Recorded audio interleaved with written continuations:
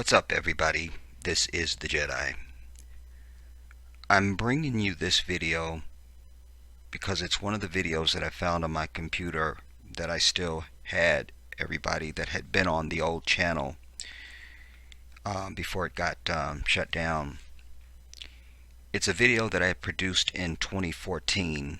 It's one of my earliest YouTube videos, because I remember I only started doing videos in 2014. And at the time that I did this video, the intention and the inspiration for doing it was the fact that I didn't see any of our people doing critical, analytical videos about 9/11.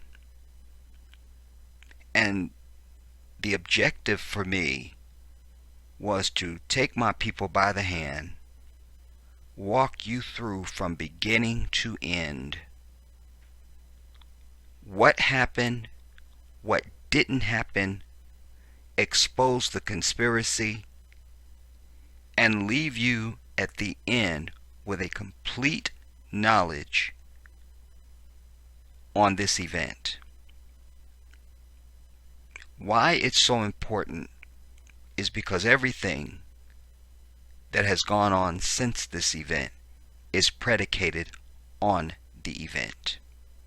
We cannot treat this as a historical event. We have to treat it as current and present, because the lie still lives. So we can never put it to bed. We can never put it to bed. I want you to know that it took me 3 weeks to produce this video. At the time that I did it, I think it was one of the longest videos I had produced at that point. Well, among them at least. It's under 3 hours. It's 2 hours plus. But it took me 3 weeks to produce this because I had to be able to source information and materials to present to you. I always tell you I can show you better than I can tell you. So I needed to be able to get certain footage and things like that, rare interviews, things that a lot of my people are simply not aware of. We are not speaking about this event enough, and when I do hear our people speaking about it, there's a lack of knowledge that is clearly present. So I wanted to fill that void. You know, even if your children think they know, even if they weren't born, I recommend this not because I'm the producer, but because of what I've been able to put together. And I'm tying it in to historical events in order to show you the context of this event, who the actors were. There's a lot of things, a lot of nuance here that I think you will be pleasantly enlightened by, and glad that you consumed the material. Absolutely. It also speaks to why it's taking me so long to bring for you finally the documentary that I'm working on for the piece on South Africa, because I'm giving it the same treatment that I gave this. And at the time that I did this video, I still had a lot of ignorance as far as software and and just my production value wasn't what I'm capable of now. But that said, it still is an excellent piece of work. I'm very proud of it. What I need most from you is to not only to consume the information, but I also need you to keep this topic wet on your lips at all times. You bring it up when nobody's talking about it. Keep it fresh. Don't let it die. Challenge and educate others. Because if we don't pay attention to this, there is going to be another one. There will be another one. Everything that's happening with Facebook even right now, that is a direct descendant of this, because after that they went full tilt into their agenda to invade the privacy of the citizens. Your Patriot Acts and all of this. All the spying and wiretapping and listening in on us and all that, That's a direct descendant from this. This is the most significant event that has happened in our lifetimes in this asshole of Satan. It is. And as African people, we need to have the proper relationship to the event. Primarily, we need to be educated about all the moving parts. All of it. And I have done my work in this piece to bring you every detail and every nuance that was relevant and credible. So settle in. And as I say, I'm still working on the Africa piece, everybody, because when I did this video, I promise you because I have to create a storyboard so that everything lines up, because I'm trying to take you through a journey. So all through my house, I had pieces of it laid out. Okay, this is part one, and then in this section I need to do this, and then here, and then I need to bring in this clip, and and it was a nightmare. But it was a nightmare of love. Do you understand? This is for our people. Anybody can watch it, and they will. But I took on this endeavor as a gift of knowledge for our people, African melanated people across the diaspora, to use the very incarnation of just who I am as a human being, just who I am even, makes it special, because I am an African man. And I am someone who is astute and intellectual and smart and educated. And I wanted to use all of that, but just me being who I am, speaking the way that I do, anything, all of it, I'm able to communicate to my people in a way that makes it more familiar to you, instead of you hearing it from some ABC News or CNN person or something like this. Is your brother who has done his work, and now I'm here to report to my people. Do you understand?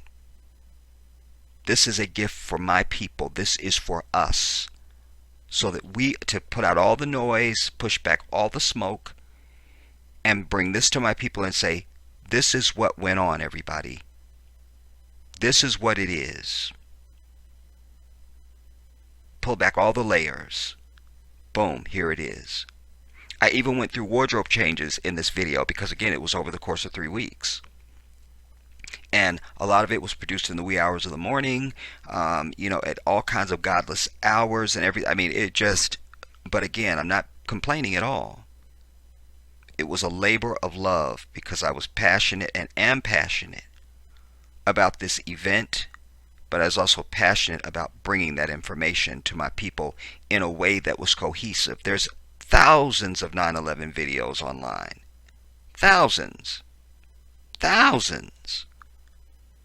But I needed to be the one that brought a video that spoke to my people. And so I've done this.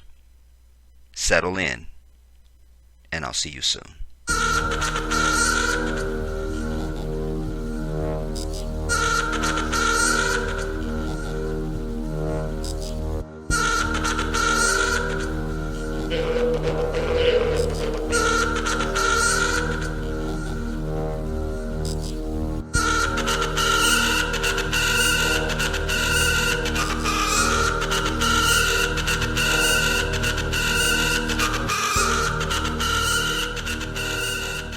What's up, everybody? This is the Jedi. You guys, I'm back again now with another critical video. When I say critical video, I mean basically I'm doing a video about something that means something. The majority of the videos that are on my channel are stuff that means something. Okay, you guys, 9/11. I'm doing this video about 9/11, and this is going to be a dossier. This is going to be a full presentation I'm using all the tools that I've got to be able to present a cohesive story for you.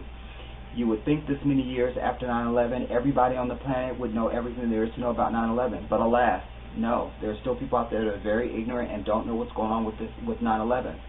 I'm also bringing this topic today because of everything that's going on in the media right now. You've got the plane crash, the Malaysian plane crash, which I suggest to you is another event that is staged by these goddamn devilish Zionist people. All right. And then, of course, at the same time that's happening, oh my God, we have all of a sudden, they want you to think that the Palestinians are attacking the Israelis again, and that's bullshit. I want you to understand. So the message is what I'm about. That's why I come to YouTube, you guys. I'm not here for popularity, and I'm not here just for bragging rights so I can say, look how many people I got following me. I'm here to put out videos. I would love to have 1 billion followers. So if you're watching this video for the first time, you're just getting to know the Jedi, please subscribe to my channel for the love of God. But not for the sake that I can have bragging rights of all these people I have subscribing to me. I want you to subscribe to me so that I can build an army of people that are getting my message, and then I want you to share those videos, and then it goes forward and it goes forward and it goes forward. I'm here for a movement, you guys, not popularity. I need you to understand that. All right. So with everything that's jumping off in the press right now, with those events, and I'm telling you that a lot of stuff is swirling right now. And everything that we're going through right now, why you got to take your shoes off at the airport, why you got to get there 2 hours in advance, why every time you call up even the cable company, they got to know all your whole life and what color's your piss and all of it. And just all the shit that I can't name, but you guys know what I'm talking about. All of that, the Patriot Act, all this spying that's going on, all of it is predicated on this lie. All right? Now, this is, again, one of my lengthy videos, so I want you guys to settle in, get you some popcorn, get you some chips, get you a Snickers if you need to, whatever. Get a cocktail if you need to. I don't drink, but if you need a cocktail, get you some Jack Daniels or something.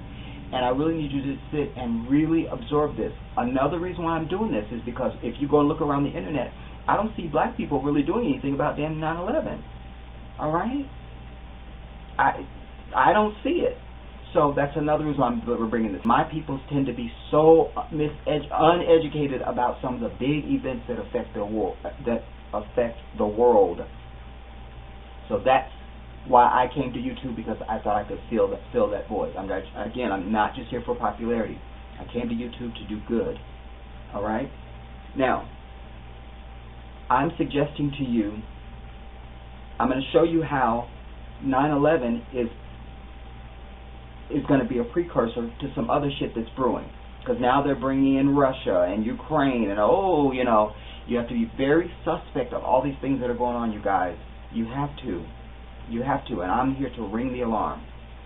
Now, you've heard me say in some of my other videos that nothing just becomes, all right? That everything has a point of origin, and then there's a developmental stage, and then and then it becomes to fruition, and it becomes whatever it is. All of us, we started as a sperm seed, as a sperm seed, and then the sperm went and hollered at the egg, and and then you went through the incubation of being an embryo, and then a fetus, and then and all that, and then you were born, and then here you are, and oh my God, now you're here watching me on a YouTube video. All right, so everything begins that way. No matter what it is, it could be a conversation, it could be a plant, it could be anything. Anything in life has a point of origin, including us. So I'm here to say to you that 9/11, the march to 9/11, all the shit that's happened since it, and all the shit that I'm foreseeing that's coming, begin on November 22nd, 1963. This was the day that President John Fitzgerald Kennedy was assassinated. All right. Now, I wasn't on Earth at the time that Kennedy was assassinated, and I don't know what age I was when I knew that there was more. There was another school of thought out there about what happened in that assassination, other than what I had been taught in school. I don't know what age I was, but whatever age I was, from that age to this, I've been obsessed with the Kennedy assassination. If you want to know something about the Kennedy assassination, holler at your boy, all right? So one of the reasons I've been obsessed with it is because I always wonder what would have happened, what would we have been had he lived? What if that event hadn't taken place on that Friday, that beautiful Friday noon? You know, November 22nd, 1963. And I'm suggesting to you that that day began the march to 9/11. All right, because the people didn't stand up then. All right. There was not enough outrage, and then they were allowed to set up their little committee and the commission, and we investigated. Oh, it was just exactly what we said, that it was a lone gunman. All right, and then they classified the files to be secret until a year when none of us will be on the earth, which is another sign of the stench of conspiracy. I want to be pointing that out to you in this video as well. I've got a lot of videos and a lot of stuff that I'm going to be showing you in this video to try and bring together the complete thought. You will leave this video, hopefully, very pissed off, all right? We want that. We want you to be pissed. I want you to be throwing things, and I want throwing things. And I want you to be pissed off and educated. But I also want you to be inspired and motivated to now go and act, all right? So, that there was the people weren't really protesting it then. So if we let them get away with killing a president of the United States, all right, then it's open season on anything else they want to do. And we cannot go to sleep on this 9/11 issue, guys. It is the single most issue that affects every single thing that we do. I particularly am pissed off about 9/11 because I'm an American Muslim, all right? And I'm just like anybody else that you would know, and I'm a very likable person and all that stuff, all right? But my religion has been tied to this bullshit, and that's another reason why I have an interest in people knowing the truth, all right? It's very important. It's very important, all right? Because they've taken this event now to villainize 1.7 billion people. If you're a Christian out there watching me, Timothy McVeigh blew up the damn Oklahoma building, if you believe that. But we'll go with that lie. He blew up the Oklahoma building. All right? How about the Enola Gay that dropped the bombs on Nagasaki and Hiroshima? Okay? How about all the people that this country has killed in Vietnam and all the wars and stuff? I could go on. But my point is that they don't ever tie that and say, well, look how bad Christianity is. All right? You can't take a few people that are protecting their land, because our country's been attacking these places since most of us have been on the earth, not because they've done anything wrong, but because they have shit that America wants. And the white-ass, Zionist-ass, fucking racist-ass, Satan-ass America never asks for anything. It'd be enough to just go to these people and ask to negotiate for the resources and stuff they have. No. The white man wants to take what he wants, just like he came and took black people from our very continent and then took everything from us. This is the same thing. All right? So they villainized an entire religion based on a few people. How does a few people, even if 100 fucking suicide people blew themselves up today, how does that equal 1.7 billion people? It doesn't. All right? So that's another reason I'm doing this video. Now, November 22nd, 1963 began the march to this, you guys, and I'm going to tie it in and show you how it's the same script, different actors, but it's the same fucking script. All right? I want you to be with me on this video. All right? Now, first, I want to start with the footage that we all know from November 22nd, Friday, November 22nd, 1963. Let's go to that footage.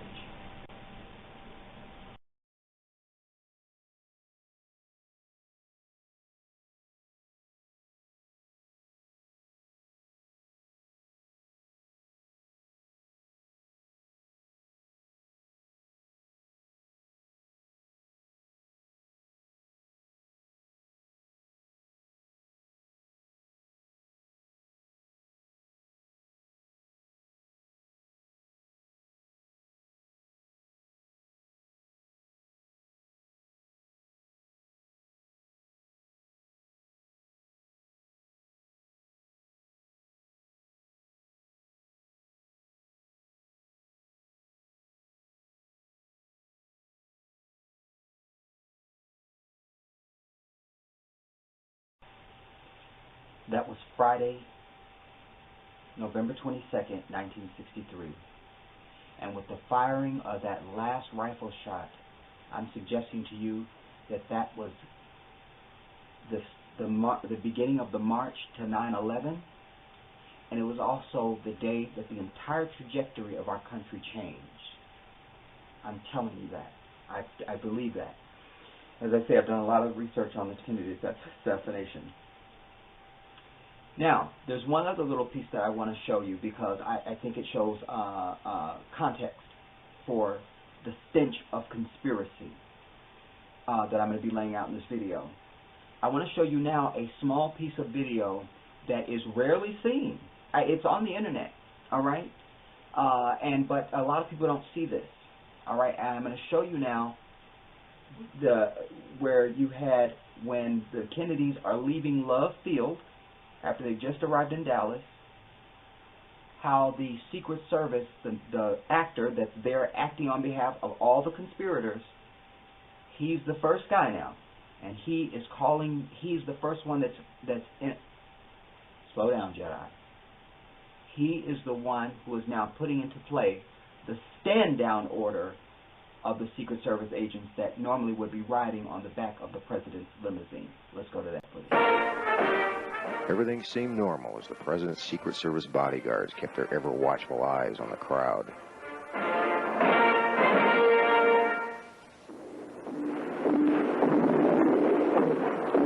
Everything seemed normal as the president's motorcade began its journey.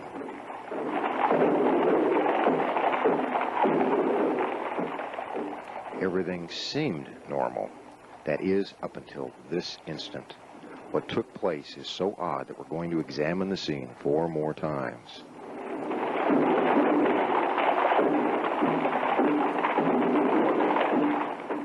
Watch the left side of your screen. The arrow points to Agent in Charge, Amory Roberts, as he stands in the Secret Service follow-up car and motions with his hand. What he is doing is calling away the president's 2 most important bodyguards, the bodyguards whose job was to protect the president's back by riding on the bumper of the limousine throughout the motorcade.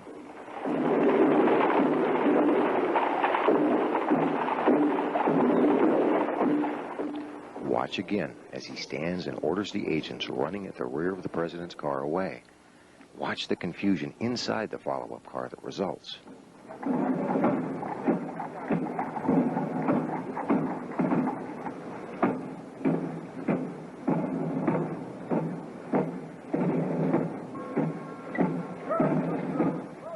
Now watch the right side of your screen.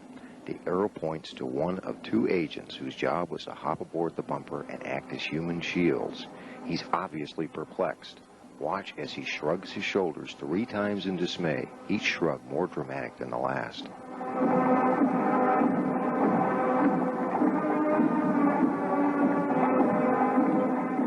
As you watch this scene for the final time, ask yourself, is this the kind of conduct you would expect from an agency that routinely sends an advance team to a city a month or more prior to the president's arrival in order to make preparations? Now ask yourself if the assassination could have taken place at all had those men been on the bumper during the motorcade.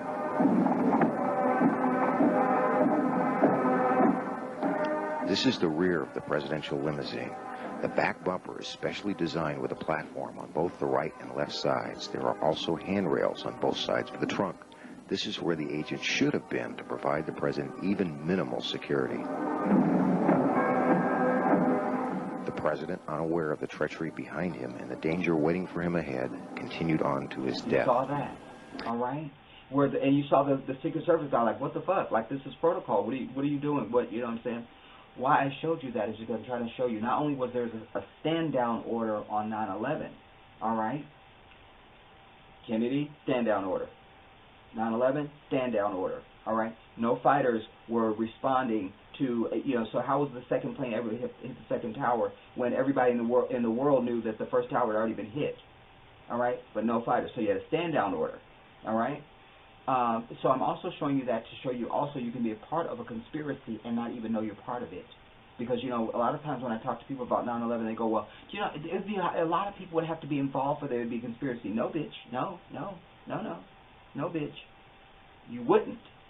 And just in that, yes, you know, you had the Dallas police, and there was, and what you guys don't know also, there was an order that the motorcade, that the police motorcycles were supposed to stay behind the presidential motorcade. But I'll get into that when I do a Kennedy assassination video that's dedicated to that.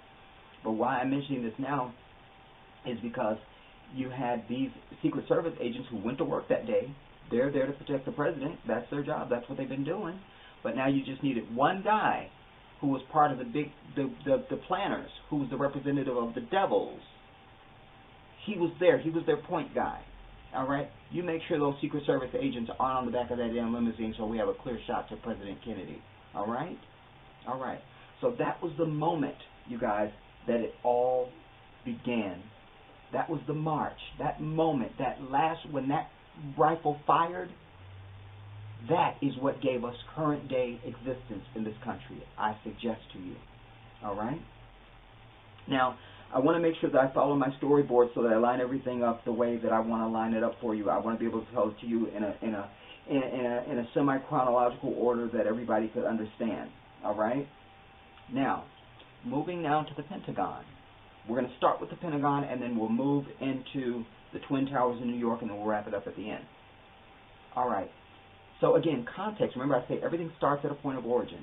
Now, Bush, what I don't include in the video, because I'm just going to tell you about it, and you can go look it up for yourself, is, you know, remember, Bush stole the election in Florida. Bush was never elected, people. And if any of you racist fucks, you right-wing fuckers are out there watching this video, listen, I don't give a damn, because you can't change history, and you can't. You know, facts are facts. Fact is, Bush was not elected. Catherine fucking Harris, who was the Secretary of State, went ahead and certified the count on the vote in Florida before it was over. And Jeb Bush, Bush's goddamn brother, was the governor of the fucking state, okay? If you don't think the fix is in already, I got one more for you. Bush's father had appointed Clarence Suck My Dick Thomas to the goddamn Supreme Court. And he was the deciding vote that handed the election to Bush when it went to the Supreme Court. All right? Again, America has a 5-minute attention span. You forget shit that even happened. I'm sure probably even a lot of you guys are going around, oh, yeah, huh, because I'm just re-ringing the bell. All right? And that's another reason I want you to watch my videos, because I want you to be in a state of consciousness where shit don't get past you. I'm here to serve, you guys. Like I said, I'm not here for popularity. But do subscribe to my channel. So now I want to go, and now remember, when Bush was in office, the 8 months before all this jumped off, Bush couldn't get anything through Congress. The whole country was pissed off. We weren't having it, all of it. All right? But what people don't know is a little known thing. Now, and I'm bringing this because nowadays you always hear about, oh, look at all the spending Obama's doing. Look at the spending Obama's doing, okay? So another reason why this video is important, you guys. Look at all the spending he's doing. He's spending. Okay, I'm going to show you a clip now of the day before 9/11 when fucking Donald Rumsfeld, remember the Secretary of Defense, that fucking shriveled up, prune, lying ass Zionist fuck devil, all right? When he was saying that the Pentagon couldn't account for some $2.3 trillion. If you work like retail or something, if you're out there in the sound of my voice and you just come up like $5 short on your damn drawer, you're out of there, sister girl. Feel me? But somehow $2.3 trillion, oh, it's not, and not only was it not a scandal, but the next day all the shit jumped off. All right? He said that shit on Monday. On Tuesday, the shit happened, and then nobody has ever mentioned it since then. So let's go to Donald fucking Rumsfeld's ass. All right? And let me show you that footage right now. Let's go. Pentagon. The day before 9/11, Secretary of Defense Donald Rumsfeld declared war, not on foreign terrorists. The adversary is closer to home. It's the Pentagon bureaucracy. He said money wasted by the military poses a serious threat. In fact, it could be said that it's a matter of life and death. Rumsfeld promised change, but the next day, the world changed. And in the rush to fund the war on terrorism, the war on waste seems to have been forgotten. My 03 budget calls for more than $48 billion in new defense spending. More money for the Pentagon when its own auditors admit the military cannot account for 25% of what it already spends. According to some estimates, we cannot track $2.3 trillion in transactions. $2.3 trillion with a T.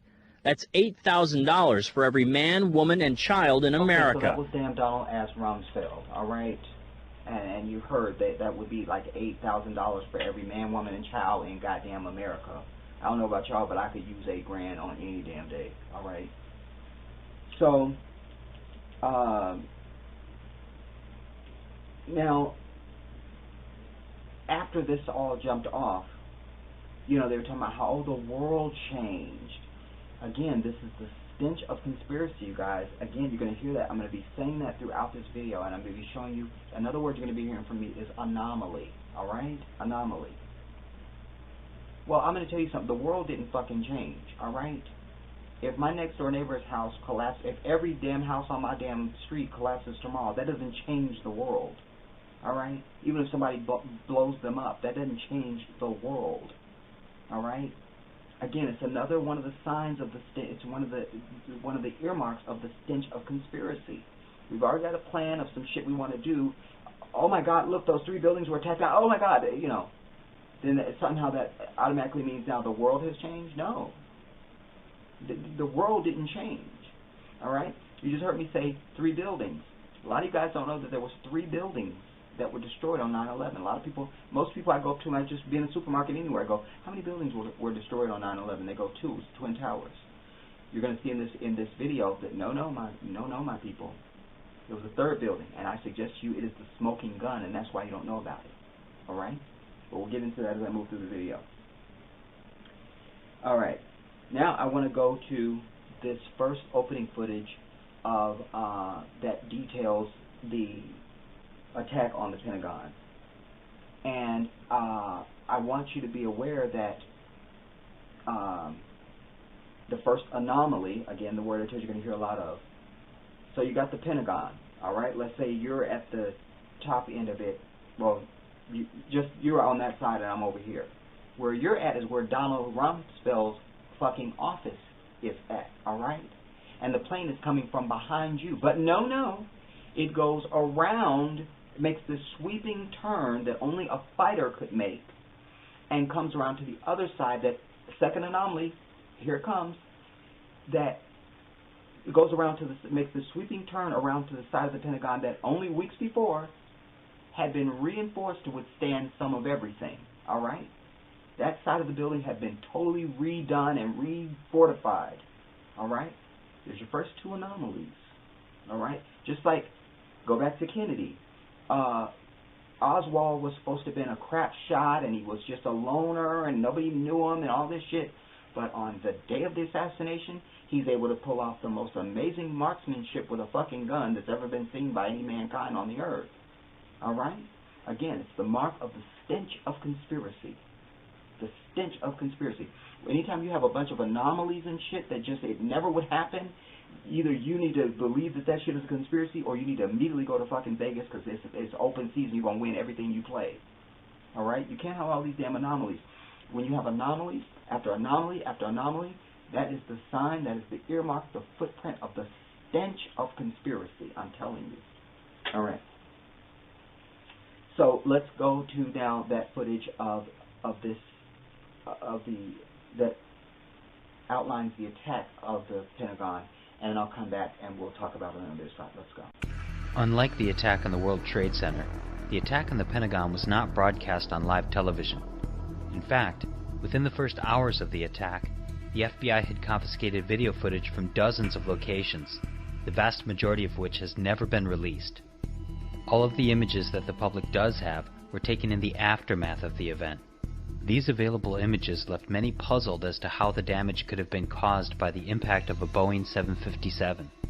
There was a distinct lack of visible airplane debris on the lawn in front of the building, and very little reported inside.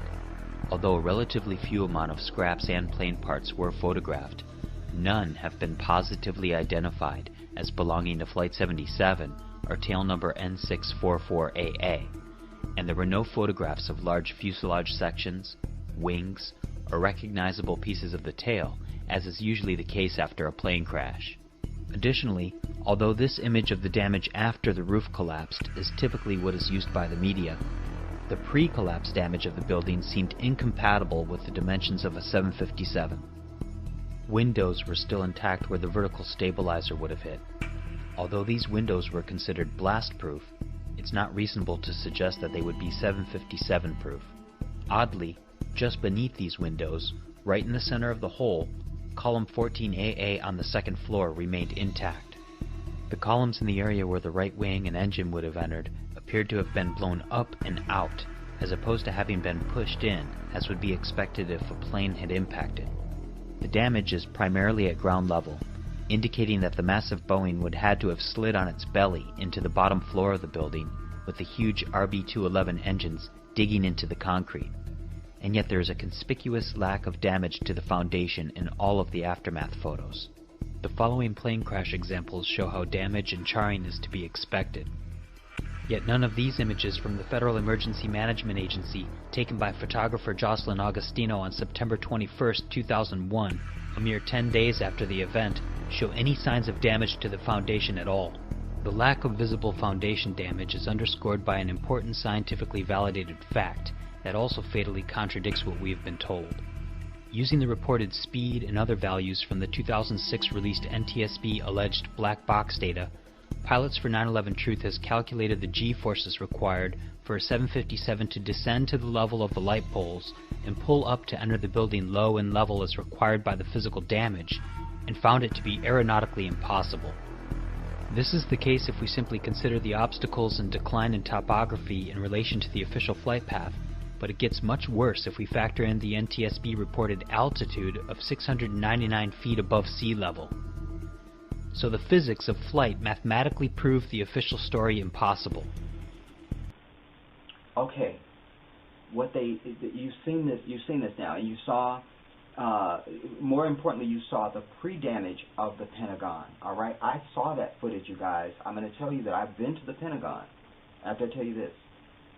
You saw the pre-damage or the pre-collapse damage of the Pentagon. I'm telling you, it was a 16-foot by 16-foot hole. There was no plane that could have fit in that damn hole. All right? There was no plane that hit the Pentagon. No plane. All right? Do I know exactly what hit the Pentagon? No, I don't. But that's why there needs to be another investigation. All right? I would suspect it was a missile. All right? Because I think the damage to the Pentagon was indicative of a missile. Certainly not an airplane. All right? But they never show you that footage I just showed you there. They only show you after the upper ring has collapsed, and they use that when they want you to sing "My Country Fucking 'Tis of Thee" and feel all romantically, in mourning and shit over the damn 9/11. All right, don't buy into that. They never show that first fucking footage of where you could see there was no damage. There was no damage to the damn Pentagon. All right. The other thing I want to point out was that, having lived in the nation's capital, I can tell you that the D.C. airspace is the most protected airspace on the planet Earth. You've got the White House there, so that's the president. You've got the National Mall with all the monuments and all that stuff there.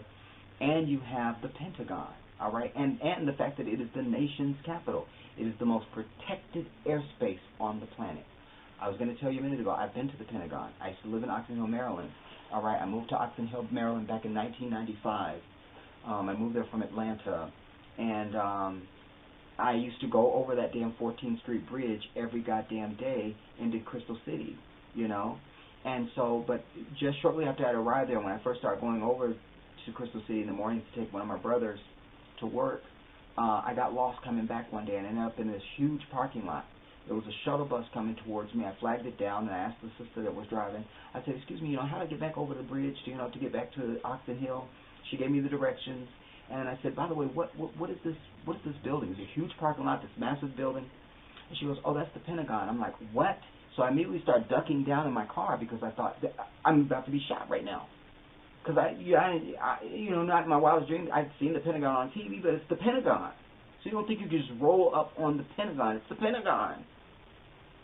So anyways, but why I'm sharing that with you is because what I noticed was all the cameras that were in the light poles that, the parking lot lights, all the cameras, and then on the ridge line of the damn building, there was just all these cameras that stood out. But again, sometimes you guys, you can hold a piece to a puzzle and don't know you have a piece. All right? It could happen for the littlest thing. You could just know something and not know that it means anything, and you could be someplace and something comes up and you go, ah, that's a true aha moment. All right? That's what that's about. The other thing is that anything that flies around goddamn DC airspace has to have a military transponder. You guys all know what Air Force One is, but there's also that helicopter that you see the president on, the Black Hawk helicopter. It's a green helicopter with the white top. And you see the president waving on the lawn, and he goes to get in a helicopter. That's Marine One, all right? When the president is flying around damn D.C., that's the military transponder knows that that's the president and no need to shoot that down. The Pentagon has surface-to-air missiles and all that shit. It has its own defense system that will fire at will, all right, unless it has a friendly code. So that's another reason why we know there's some bullshit with this plane, because the only way that plane would have been able to get near the damn Pentagon without being shot down is if it had a friendly military transponder. All right? Very important to know that. Very important to know that. Also, in the clip, they didn't show this in the clip or talk about it, but I want to say to you that years ago, when Bush Sr. was the president, there was a plane, there was a jetliner that was en route to, and maybe he wasn't president then, I don't remember, but anyways, there was a jet that was en route to get damn Bush in D.C., but on its final approach, it clipped one light pole, and the whole plane crashed and burned. All right? A lot of people don't know that. I couldn't find that footage, but I'm telling you, go look it up. One light pole, and they want you to believe that this plane came across all these damn things, these damn light poles, unscathed, and hit the goddamn Pentagon. More lies. And also, another sign of the stench and the footprint of conspiracy. All right? All right. Now, I want to show you a news clip that I actually saw on the day of 9/11. I lived in Maryland.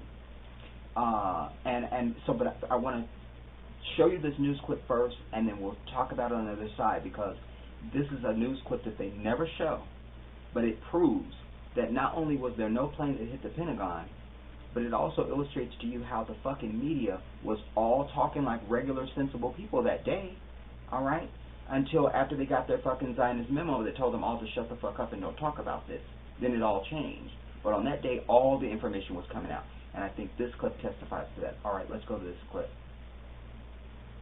From my close-up inspection, there's no evidence of a plane having crashed anywhere near the Pentagon. The only site is the actual site of the building that's crashed in. And as I said, the only pieces left that you can see are small enough that you could pick up in your hand. There are no large tail sections, wing sections, a fuselage, nothing like that anywhere around, which would indicate that the entire plane crashed into the side of the Pentagon and then caused the side to collapse. Now, even though if you look at the pictures of the Pentagon, you see that the floors have all collapsed, that didn't happen immediately. It wasn't until almost about 45 minutes later that the structure was weakened enough that all of the floors collapsed. Okay, you heard it right there from a news reporter. No evidence of a plane being anywhere near the Pentagon, end quote. All right? All right? You guys, if you're just learning this stuff for the first time, I swear that's why I'm doing this. If I get one view on this, if that one view happens to be somebody that just didn't know any of this stuff, I have done what I came to do. All right? I'm also asking you to share this video with everything. Put it on Facebook with all your people on Facebook. Put it on Twitter. Share it with everybody. This is an ongoing issue, you guys. This is not history. This is current. All right? So you saw there, he said, no plane ever being anywhere near the Pentagon. All right? Now, I'm going to show you some other clips now. Not only was there no plane near the goddamn Pentagon, no plane crashed there, but this one will really say it. This lady, she's an African-American sister. named April Gallup. All right? And you ask yourself, why haven't I seen some of these goddamn people on major network? Where was goddamn Anderson Cooper for these people? You know what I mean?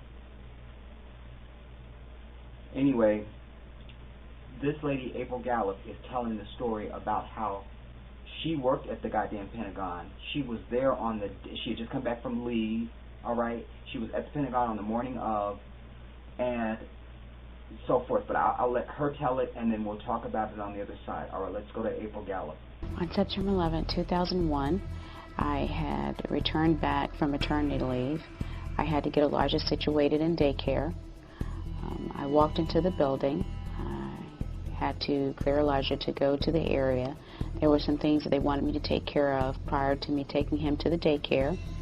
I sat down at the computer to actually turn the computer on. As soon as I pressed the button, boom, and I came out in what is believed to be the entrance or the place of initial impact. While I was coming out of the Pentagon, I didn't see any evidence of metal, airplane seats, luggage, nothing that would give me any indication that it was a plane that had hit the building.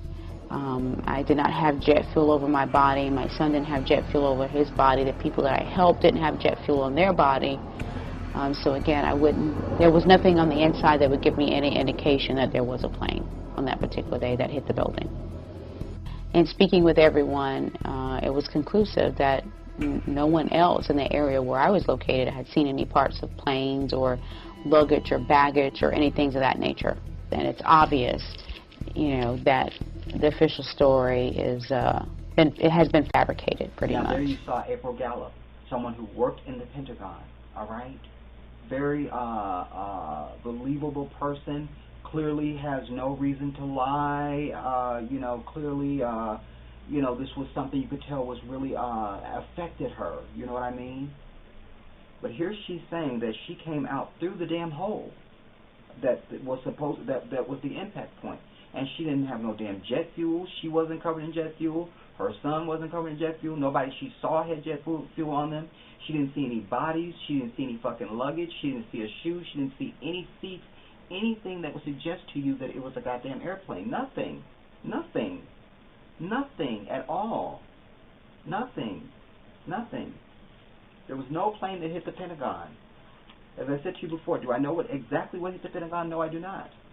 But what I know is I know how protected the damn DC airspace is, and I know no plane will be flying around in that goddamn airspace without being shot down. All right? And I know that it wasn't a goddamn airplane. You could look and see there was no airplane wreckage there. And you saw footage in the other clip of what a crash plane would look like. No plane hit the Pentagon. If you're any place after you see this video and you ever hear anybody talking about this shit, you tell them that's some bullshit, and you can prove it. All right? So there was April Gallup talking about it. I think that's... But now, on the other side of it, I want to show you now a piece of footage that, again, is the central conspiracy. You got to ask yourself, here it is the day of. Events are still unfolding, not only there in D.C., but in Washington, but in New York as well. Why are these people out there? These are Pentagon officials, all right? Generals and shit. Why are they out there picking up shit? All right? Let's go to that clip. Let's go to that. This very rapid cleanup also happened at the World Trade Center and the crash site of Flight 93. The cleanup crews were on site immediately, removing evidence before it could be examined by investigators. At the Pentagon, those involved in clearing up the crash site were top executives. This is like the board of directors at a Fortune 500 company turning out to help the janitors clean up the toilets on the shop floor. Why the secrecy if the military has nothing to hide? As if there were not already a number of strange aspects regarding the debris, a news helicopter shows a line of people picking up small items from the grass. Who are these people? They are neither firefighters nor police officers. Why are they prematurely removing evidence from a crime scene? Why the secrecy if the military has nothing to hide? What the fuck are those people out there picking up, you guys? I mean, if it really was a damn plane crash, why would you need anybody out there? And by the way, anytime there's an airplane crash, you seal off the area and you bring in the NTSB. Whether it's terrorism or whatever, it doesn't matter. You have to understand why a plane crashed. That's the law of the land. I didn't see the NTSB. Why was there just fucking regular goddamn military people out there picking up goddamn wreckage? All right? And what were they picking up? And not only were they picking it up, but you saw they were like, it's like, you know, when somebody's missing and they need volunteers to go find like a missing child or something like that, and they have that, they combing the area, they're combing the area. They were combing the area. All right? That's what it was, you guys. You know, and that's some bullshit. Now I want to show you this piece of shit, this gentleman, and for my black people out there, I really want you to pay specific attention to this gentleman. I don't know about you guys, but every black person I've ever known in my life, we can tell when your ass is lying. We can look at you, and I think black people just have a better, instrument for really understanding if something is some bullshit. You know what I mean? And why I'm mentioning that is because when you see this guy, you know this nigga is lying, period, the damn end. But he's an interesting character because here you had his taxi was the one that was, everybody has seen that shot, you're going to see it in this clip, of this taxi that was in the middle of the road, all right? Like I say, I used to travel that road all the time. I know that area, all right? Why I never noticed the damn Pentagon before I ended up there by accident, I couldn't tell you. But when I drive, I don't notice stuff, you guys. When I drive, like I've never been in an accident, I have a perfect driver record, all that stuff.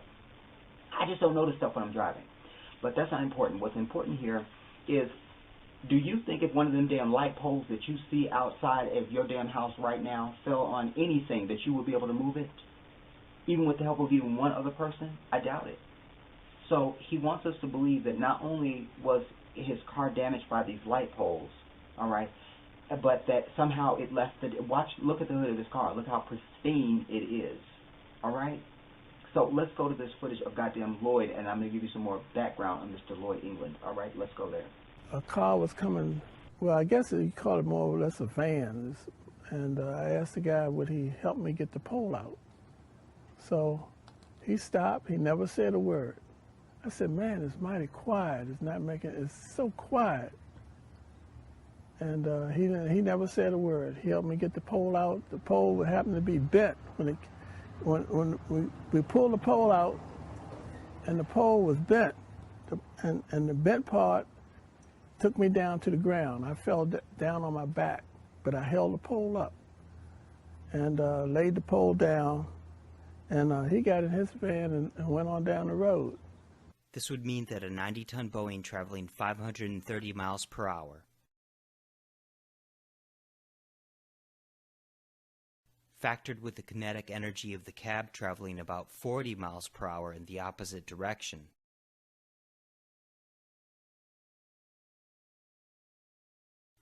would surely cause at least some damage to the hood of his car. And to clarify, it was the large piece of the base. It's the large piece that was sticking out across the hood. Wow. The pole came right on through to the back seat. If anybody had been sitting in the back, sitting in the front on the right side, the pole would have went through them. Sure. And it actually was laying on your head then? Yeah. Wow. Yeah. But there are no scratches on the hood.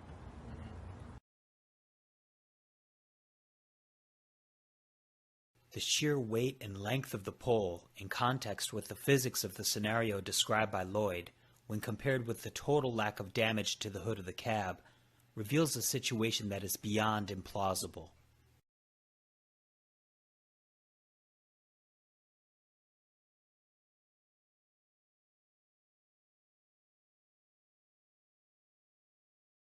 Okay, come on now. Come on. Y'all know he lying. Y'all know he lying. You know, the dude showed up and he didn't say anything, and what was it, Superman, he just swooped in and helped me and then he ghosted out. Come on. The whole world is going to hell on that day, and we're supposed to believe that? It's not believable. What I wasn't able to include in this video, because I don't know if I could get the licensing for the video, was his wife works for the FBI. All right? All right, and I'm suggesting to you with that clip that not only was this a staged event, all right, at the Pentagon, and either the light poles were Again, this is why we need another investigation. Either the light poles were, staged, and because he's definitely part of it. But like I said, there's this video. You can go watch it online. Just put in Lloyd England 9/11. It'll come up, and you'll see him being interviewed. And they basically get it out of him that he knows that he was a part of it. All right. There's no way a damn light pole is going to go through your goddamn window of your car and leave your damn hood of that car looking that damn pristine like it just came out the fucking showroom. That would not happen. Again, it's the footprint and the stench of conspiracy. It's all there. It's all there. All right? It's just like telling you that, no, don't look at the fact that Kennedy went back into the left. No, don't look at that. Don't go with what your mind would tell you is common sense. Again, another one of the footprints of conspiracy. Go with only what we tell you, that the bullet came from the back and that somehow made him go back into the left. All right? That's the stench of conspiracy. And it's the same thing here. I'm not buying it. All right? Now, did the light poles look more like they had just popped up out of the ground? Go back and look at that footage again. It's some bullshit. It's definitely some bullshit. But I suggest to you that this gentleman, this Mr. Lloyd England, is, and you will see when you go and put his name in on YouTube and go find the other video, that he is definitely, now did he was sitting at the table conspiring? No. But somebody got to him and told him something, and he was definitely an actor in the events on that day as they relate to the Pentagon. Period, the damn end. Period, the damn end. All right. Now, I want to go to another person that was on the ground there by the name of Terry Cohen. And there's some very, very interesting things that come out of what she has to say. Let's go to her clip, and I want to talk about it on the other side. Joining me is Terry Cohen. You were actually working right near the Pentagon. Tell me what you saw. Well, we were outside. We were in a little construction trailer, and we were sitting having a meeting, and we heard this boom. The building shook. The ceiling tiles fell out of the ceiling, and we ran out. We kind of dazed, grabbed our hard hats, ran out, and there was just smoke. You couldn't get to, we tried to get to where it was to see what it was. You couldn't get there because it was just thick. You couldn't see anything but just smoke.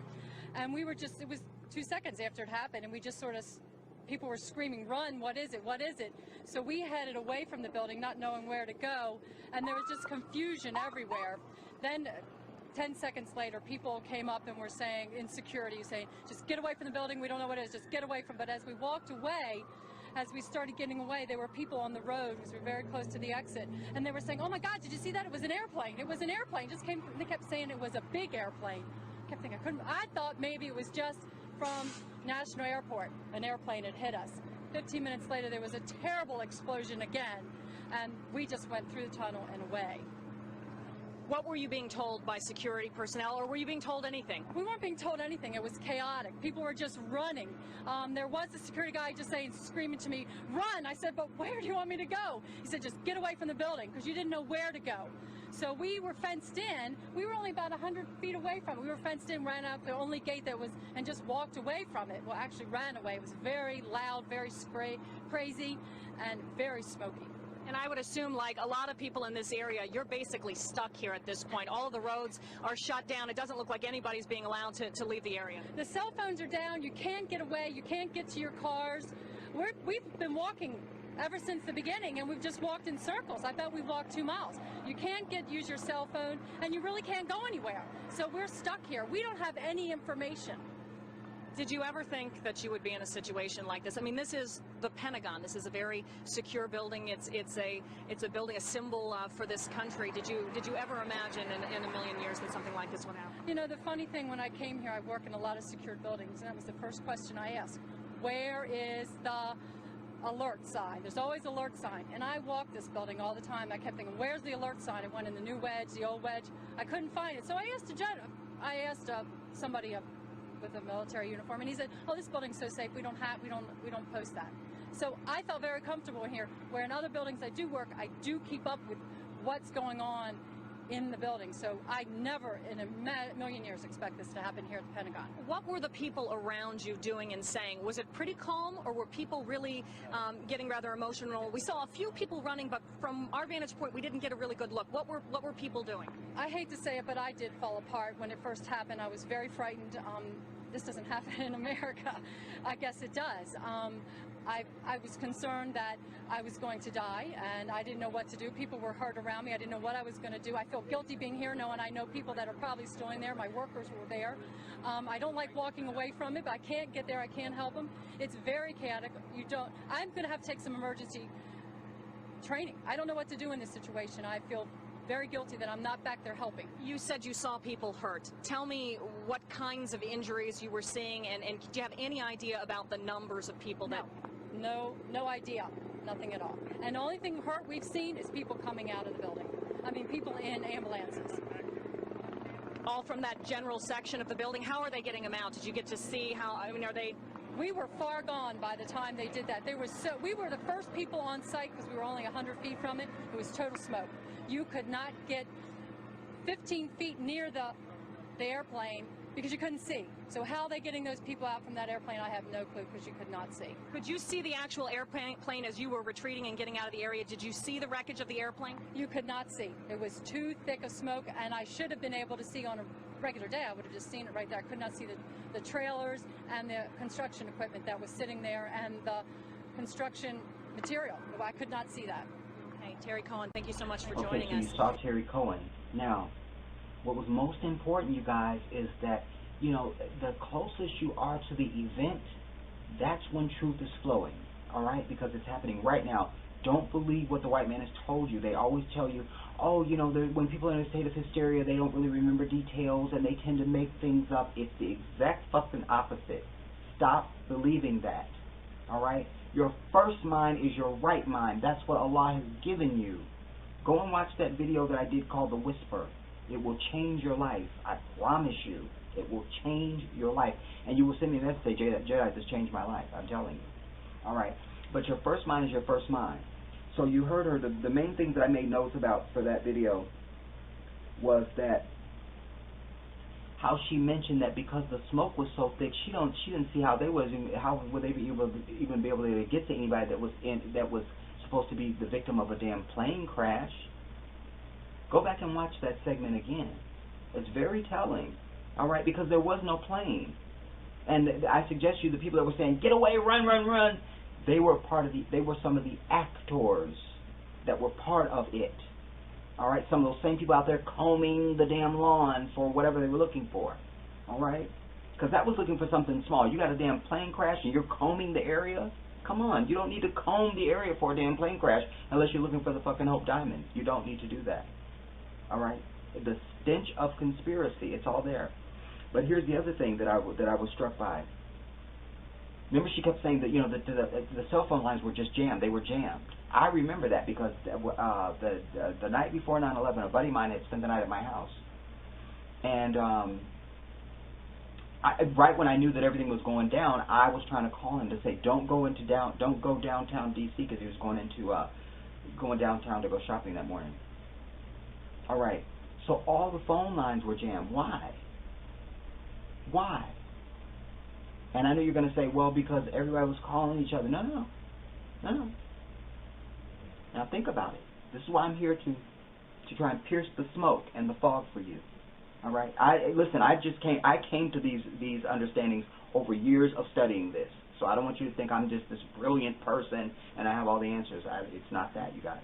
I just applied myself and I want to share with you what I've learned. That's what I'm doing. So now, there's no other time in the country where phone lines are jammed like that, right? Are we not making... In fact, I would suggest you, as many years as we are now, that was 2001, we're in 2014, you would have to assume there's more people that have bought cell phones and more people on the phone at any time during any day that are using cell phones, right?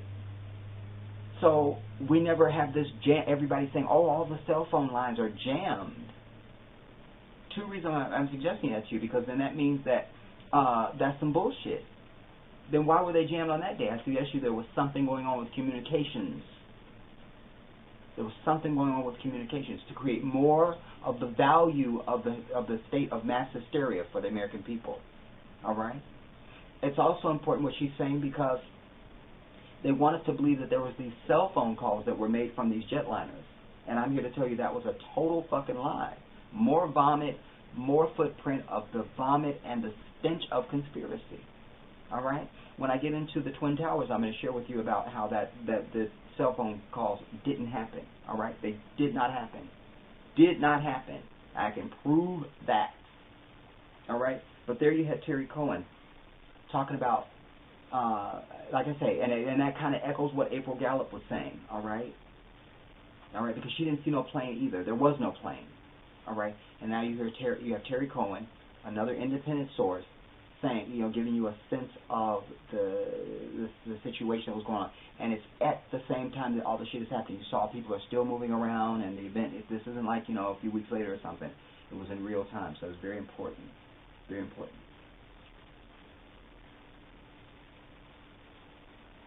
Okay, now I want to show you guys, because I've been telling you this whole time about the stench of conspiracy, its footprint, all right? This next piece of footage that I want to show you why this is not some innocent news story. And I think you will agree with me after you see this, that if you just saw it on your own, maybe, without somebody sort of discerning it for you and ringing the bell, maybe you would have just thought it was just some innocent news story, years later that came out and, oh, look what he's doing. No. I'm going to show you this clip, and I'm going to show you why it is fucking evil, and it's a mind fuck for you and our military. Let's go to that clip, and I'm going to explain it on the other side.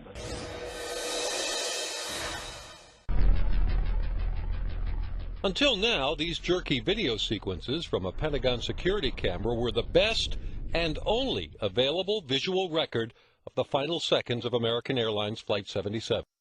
But magnify the image, and in the pixels, instead of a plane, some see a conspiracy. Enter Mike Wilson, a computer animator in Escondido, California, who sees something else in the indistinct video, a way to debunk the doubters. Here I'm starting my crime scene investigation. Exhibit A are the lamp poles. 5 lamp poles in all were knocked down. Using software called SolidWorks, Wilson matches up the evidence, pictures of the snapped light poles, with the flight path of the Boeing 757. It adds up. It's what his company, Integrated Consultants, does, makes realistic computer recreations based on available evidence. A lot of people claim it was a missile, and of course a missile is too small to knock down all of these lamp poles. So right away you're starting to debunk some of the myths out there. The security booth is important because this is where a lot of the controversy started. Just like some of the skeptics, Wilson was puzzled. The fuzzy image looks too small to be a jetliner. Then it came to him. The security camera had a wide-angle fisheye lens. A fisheye lens distorts things, sort of like a car mirror. Objects in mirror are closer than they appear. So you end up, through the fisheye lens, the jet looks very, very tiny. Once again, calibrate the assumption, and the facts seem to fit. What about the mocking questions on the internet about why the lawn near the Pentagon didn't appear scorched or scarred? They say if a large jet hit, it should have hit the lawn should be damaged, the spools should be gone. But if you look at the film, you can see that the jet, in fact, flew over the lawn and just barely missed the spools before hitting the wall. So there's a few more myths that were debunked right there. And the biggest canard of all? No plane wreckage. Hardly. Many people say there's no wreckage, and I show plenty of photos of wreckage. Wilson labored some 300 hours on his pet project, but it's still a work in progress. He's heard the plane may have banked a little to the left, so he'd like to tweak that. And he's got more detailed technical reports on the damage inside, so he'd like to show that too. But even that won't be the final word. A lot of people that, wow, I didn't see it that way before, thank goodness for. But there's a few people out there that still get upset with me, and I don't think they'll ever believe anything else. Wilson said what drove him to this labor of love was the fear that some American soldier might believe some of the internet conspiracies, because they can seem so convincing. He hopes that what he believes is the truth will prevail. Jamie McIntyre, CNN, the Pentagon. Now that was, goddammit, CNN. CNN, the greatest fucking devil on the goddamn planet. I don't give a damn. And I actually kind of like Anderson Cooper, some of his reporting that he does.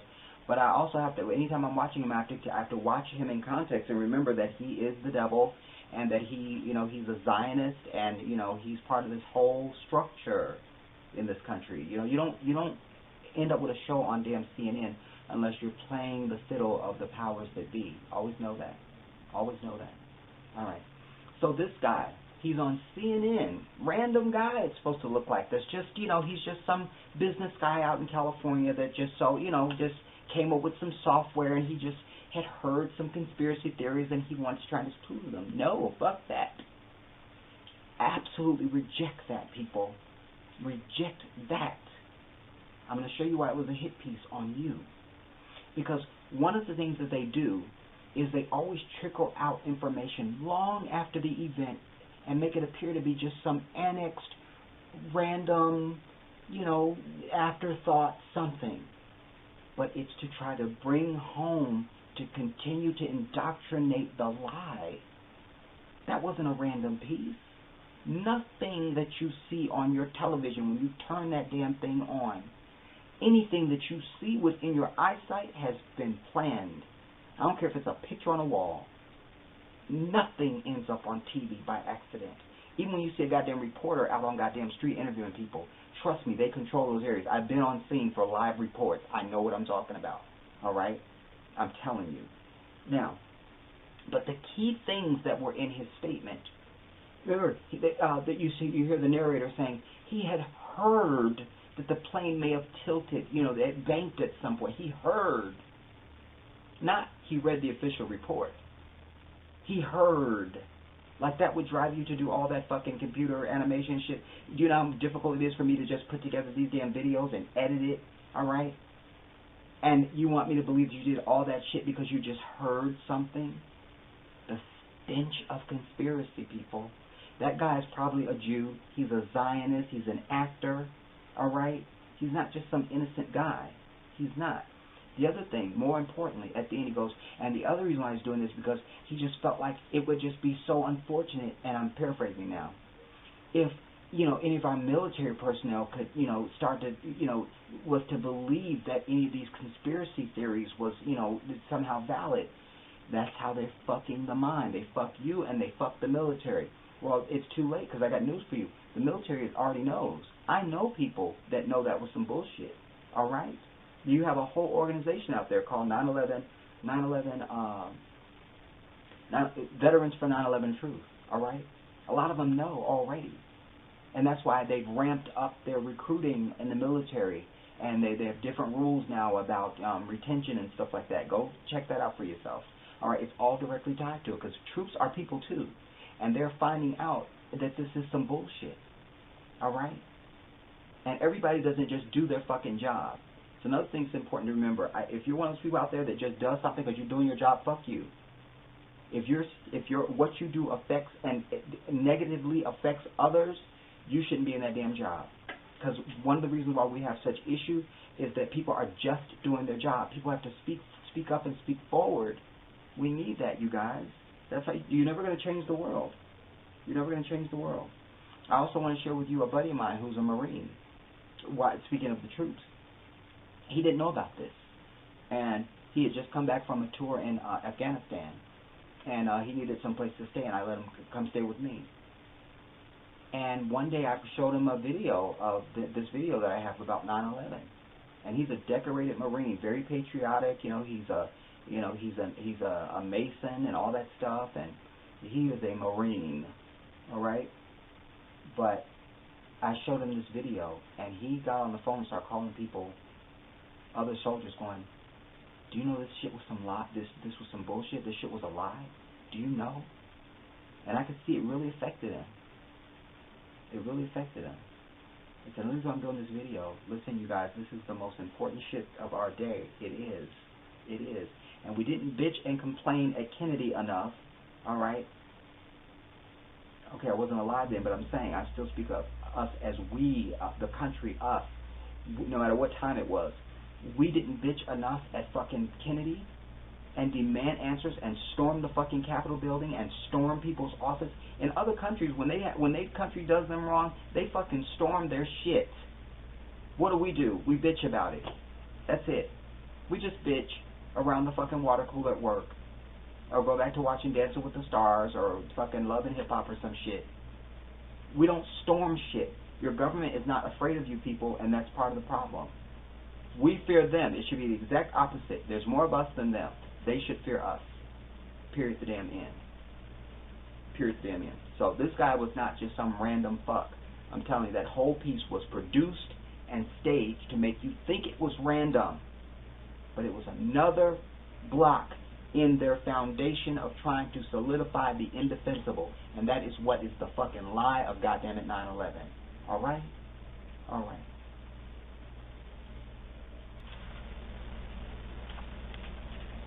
And by the way, I did some checking on the dude in the damn video. Just like I said, I knew he was probably a Jew and a fucking Zionist. And of course, I'm right. I looked up the company, Integrated Consultants. It's owned by a dude named David Aberzisk.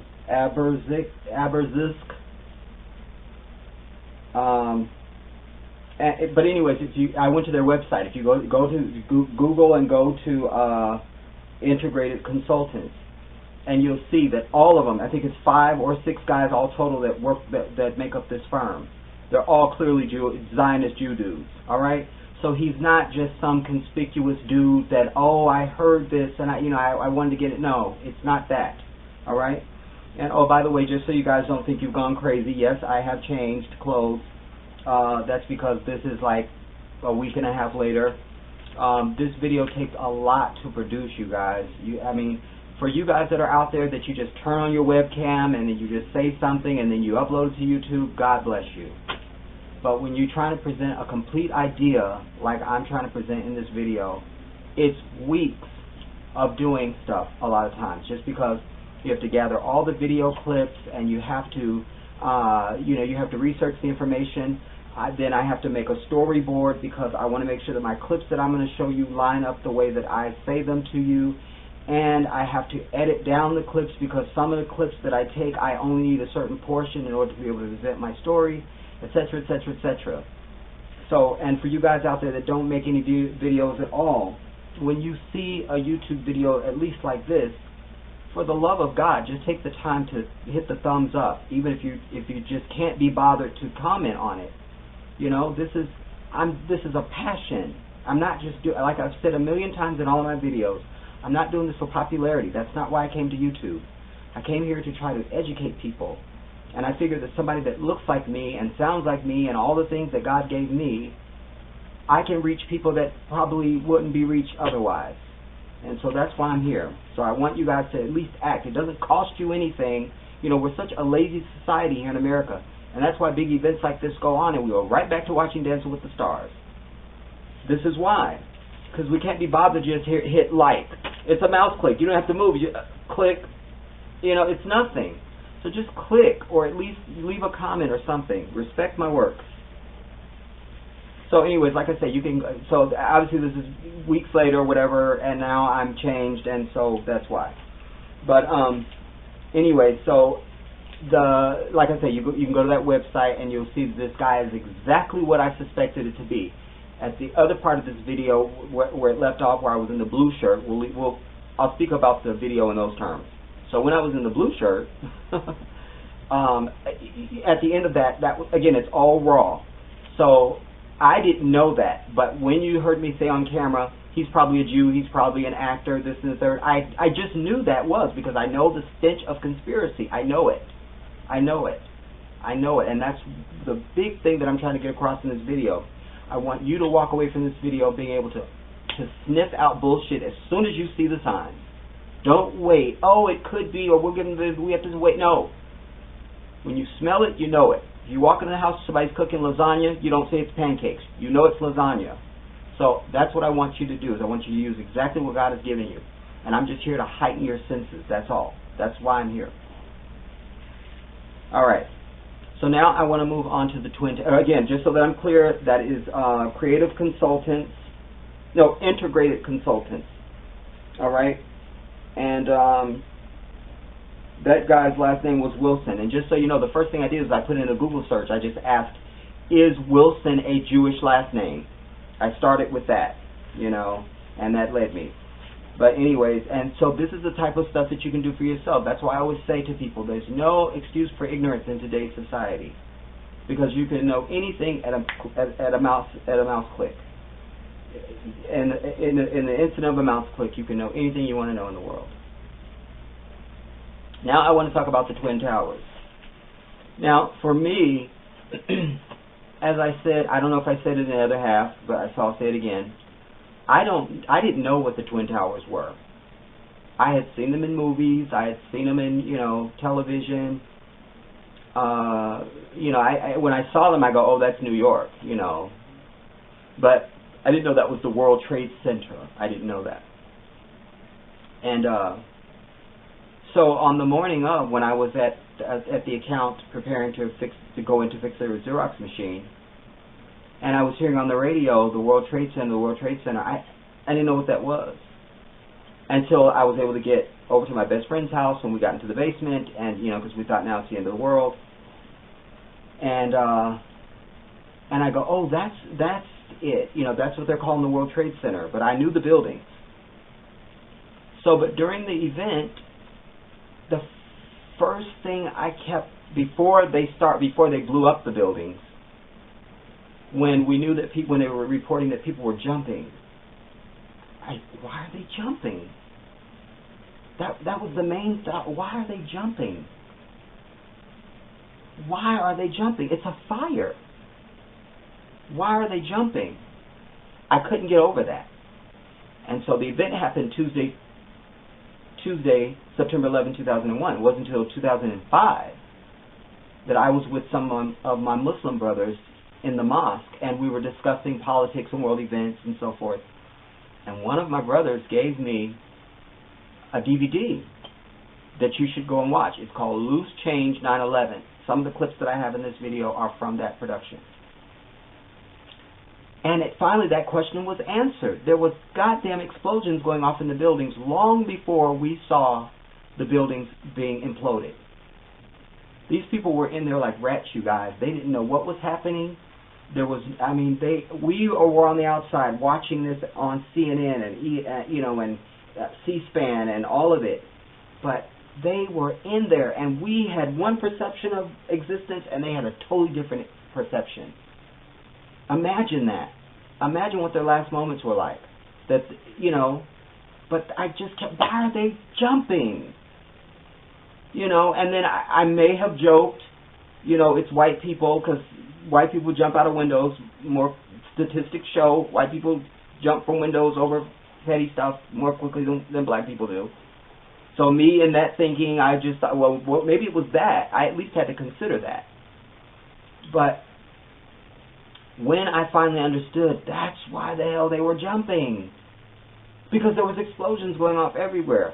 Now, you're going to see as I get into this, and I want to say this, the next thought I had was when the building started to explode, the first thing I thought, what about the people going there? What about the firefighters and the ambulance and stuff? That's the first thing I thought.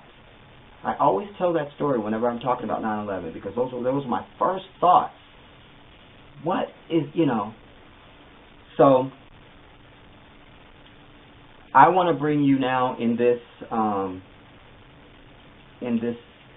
second half where we're covering the Twin Towers, and I am hoping this part isn't going to be as long as the first one. But as I always say, you can't put boundaries on the truth, you know. I even hate when I'm in conversation with people and they say, oh, you're taking too long to say this or that. You know what? Then you need to fucking go away and die then. Because some things aren't just microwave. That's, you know, it starts out when you're watching cartoons. Everything's got to have music to it. Everything's got to be comical. All of that. No, that's why that's part of the development of the development. I can't even say it. That's part of what's wrong with goddamn America. That we have short attention spans and we want everything microwave to us. You know, so for all of you all that are still here watching this video right now, I definitely want to hear from you, because you're my crowd. You're the intellectual crowd that's interested, and your brains are firing on all cylinders, and you want to know. For the people that didn't get to this point, fuck them, because they're part of the problem in the world. They're part of the problem, and we have to start to see it like that. We do. There's those of us that are awake, there are those of us that are trying to wake up, and there are those of us that are fucking asleep. And I'm tired of it. So I want to open this up with goddamn Bush, alright? Bush must have known, alright? And when you say this to right-wing Republicans who feel some inner need to always defend Bush at whatever cost, alright, which is ridiculous, this video is going to prove that Bush knew. First of all, Bush was an idiot, and as much shit as you guys want to talk about Obama now, he's the smartest president we've ever had, period. And you can come at me with your racist bullshit, I don't give a fuck, alright? It's about truth. Any human being with half a brain, objectively looking at it, would look at Bush on any level, even if he just managed a Walmart, and would have been like, that guy's an idiot, period. Done. What else? You know? So, because he's such an idiot, of course he can't be trusted to hold a secret. Alright? So let's go to this clip of Bush where he admits that he saw the first plane on the day that it happened. As it happened. Let's go to that. And you don't have to be a conspiracy theorist to wonder exactly what President George W. Bush knew about the attack, and when he knew it. According to the official White House version, it was at this moment in a Florida classroom that Bush learned the second plane had hit the World Trade Center and that the U.S. was under attack. But here's what George Bush himself said almost 3 months later when asked about September 11th. I was sitting outside the classroom waiting to go in, and I saw an airplane hit the tower of a TV. You know, the TV was obviously on, and I used to fly myself, and I said, well, there's one terrible pilot. And it said it must have been a horrible accident. But I was whisked off there. I didn't have much time to think about it. Now, wait a minute. George Bush was told about the second plane while he was inside the classroom. So you just heard him describe seeing the first plane crash on television that day. But that's impossible. No one saw the first plane crash on TV on September the 11th because the videotape of it didn't surface until the next day. So how could George Bush have seen? So there you have George W. fucking Bush. All right? Now he's in his comfort zone. He's got his swag up. Because remember, the first 8 months before the fucking attacks, he was nobody. The whole country would not acknowledge that he was ever elected fucking president, except for the fucking white racists that were running around out there and the right-wingers and shit. Gore had won the majority of the popular vote, period, the fucking end. Alright? But you had goddamn Katherine Harris down there in goddamn Florida, and his brother. Alright, the fix was in. And like I say, his father had put Clarence Suck My Dick Thomas on the fucking Supreme Court, and that was the deciding vote that handed Bush the presidency. We have to look at these things in this regard, you guys. If you can't put the pieces of the puzzle together, this is what the bureaucracy does. They scatter the pieces of the puzzle so you can never put it together. Because the day I suggest to you, and maybe I won't live to see it, but the day that the American public all at once puts all the pieces of the puzzle together, then we'll start storming fucking White Houses and shit, and storming Capitol buildings, alright? And holding elected officials hostage and shit. That needs to be the terrorism that goes on in this fucking country. Because we're being terrorized and we don't even know it. It's like I gave you the analogy of the frog. You put it in water and you increase the heat slowly and gradually. They'll never jump out. They'll never know they're even being killed until it's over. And that's what's being done to the American people. You're right into fascism right now. You're in there. You're in there. And every time they need to put a bigger piece on that, they give you something tragic and emotional, scatter the brain, and then give you this. Like right now, Israel is slaughtering Palestinians on this day that I sit here. This is the 25th now, the 25th of July. All right, but then they're giving you these plane crashes in Russia and Ukraine and shit. All right, and Malaysia. Scatter the brain so you can't focus on one thing. They know how psychology works. They know it. Just you don't know it. And that's why you got to watch this goddamn video and you got to wake up. And you got to share this damn video. Don't just testify, man, he's right. He's right. No, fucking go share the video now. Start waking people up. I need you to carry the message forward. I'm one voice. So, that was goddammit George fucking Bush. Now, as they said in the piece, nobody knew that that footage even existed. And I think the guy even got it wrong in the clip. Because I think it probably was a couple days later maybe. But whatever. It wasn't that day. But he's saying that he had seen this before he went into the classroom. How did you see that? I'm telling you, that was a slip. And you can't say, oh, he misspoke, because that's what they do in the media. Oh, it was a misspoke. It was taken out of context. That they use all these crafty words to cover up. The bitch lied. Okay? In the black community, when you lie, we don't use those terms. Like, oh, they misspoke or they were taking... No, we'll tell you, the bitch, you lying. When somebody's lying, just say you're lying. Period. Because it stings the heart more. And you can snap people out of it. Otherwise, they're comfortable in their lying. And that's what happened. That wasn't a fucking slip of the tongue. Look at all the detail. I was in the car. You know, and of course the TV was on, he said. You know, and I saw, you know, and I thought, and it gave personal knowledge. And I said, well, there was an unlucky pilot, because, you know, I used to fly myself. All right? But when Obama spends money on fucking health care, you bitch. This guy killed 3,000 people, or at least knew about it before it happened. I don't give a fuck who you are. If you're a white fucking Republican out there, suck my ass, bitch. Don't try and defend that shit. There'll be none of that. There'll be none of that. I'm not hearing it. Now, I want to lead into this, because we've all seen the towers exploding and all that. I'm going to show that. But there's some obscure things that I'm fearful that a lot of people don't know about. Now I want to show you a clip of a gentleman by the name of William Rodriguez. William Rodriguez worked in the Twin Towers for some 20-odd years. He was the head of the janitor staff. He knew those buildings like the back of his hand. He knew it all. He had the key to the he had the master key to the building, like the master key to the building, and he knew it all. And he was hailed as a hero by Bush and everybody. He was even invited to the White House.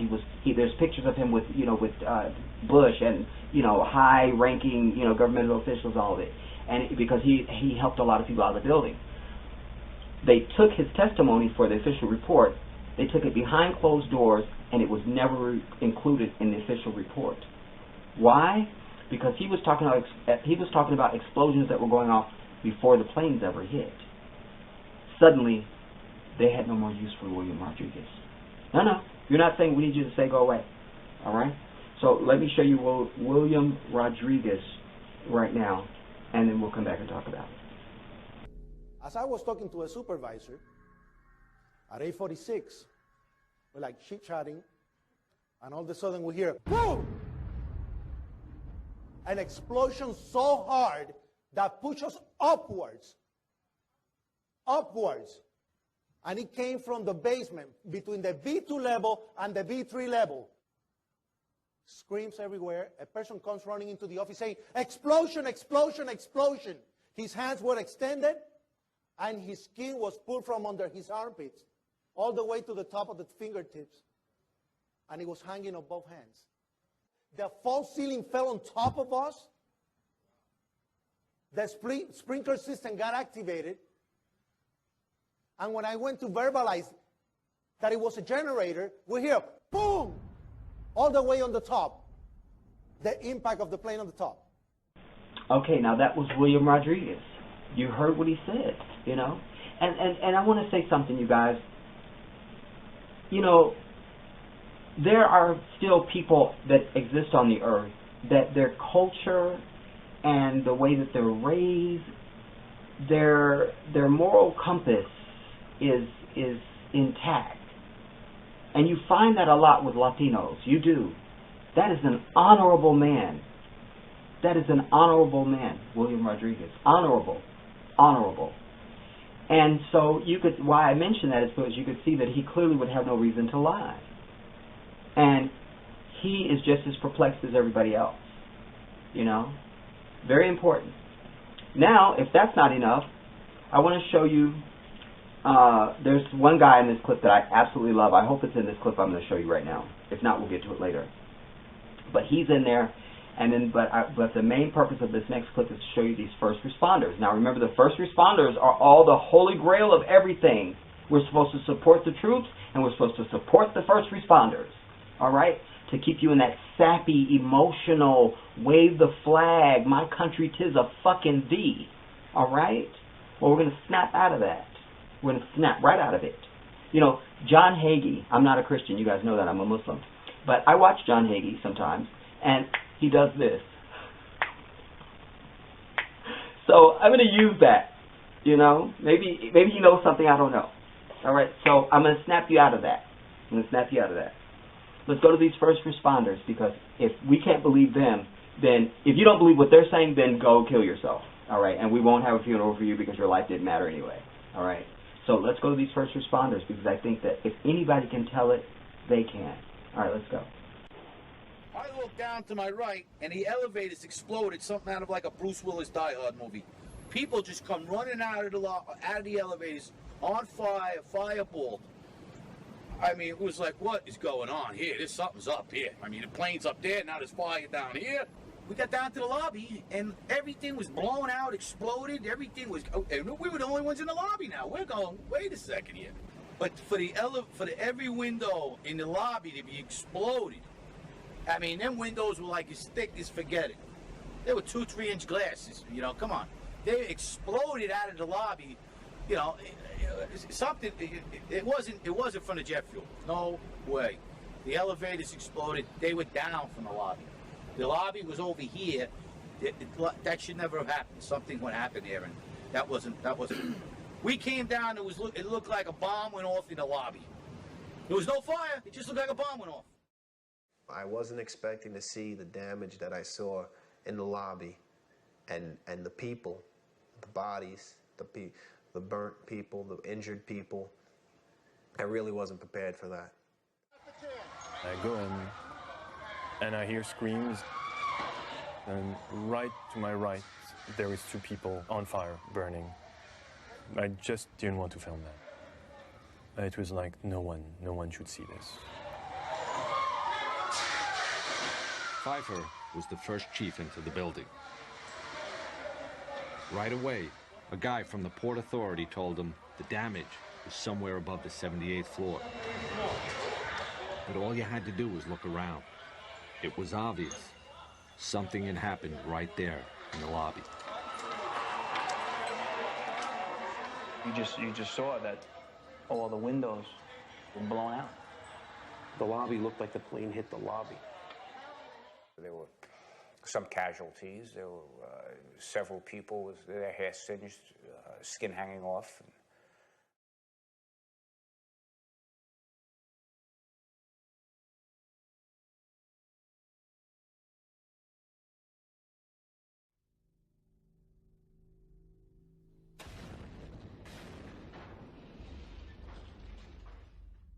And at that time, we heard a huge explosion. And we immediately dove for the stairs. Get back into the stairs. Let's get back into the stairs, because I had seen what happened in the lobby with the elevator being blown out. I said, if there's another explosion. What I feared, I never in a million years feared those buildings coming down. Never. I did fear secondary explosion or possibly a second plane.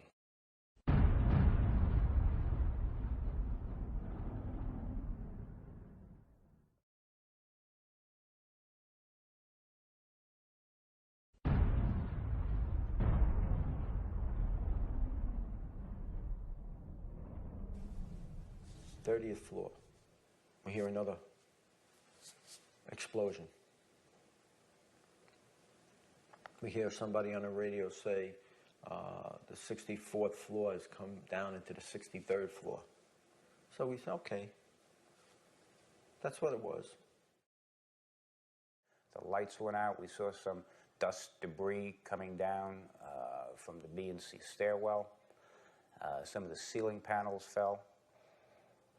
Just the emergency lights were on.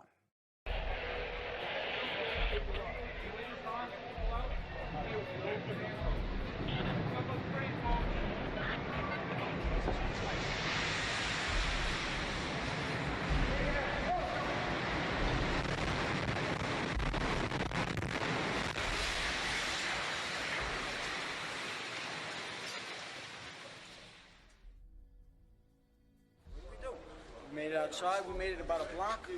We made it at least 2 blocks, and we started running. Floor by floor, instead of popping out. It was if they had detonated. Yeah, if they detonated. were planned to Yeah. take down a building. Boom, boom, boom, boom, boom, boom, boom, boom. All the way down. I was watching it and running.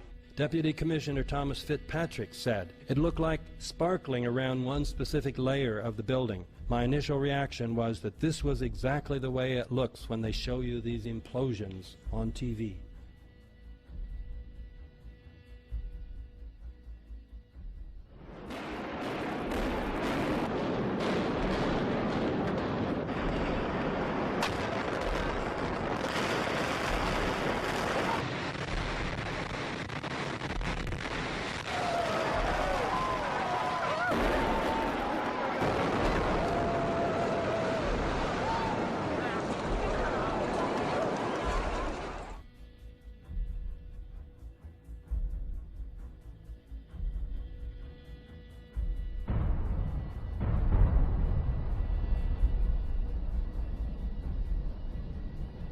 A cross-section from the World Trade Center, weighing approximately 300 tons, was embedded in the southeastern corner of the American Express building.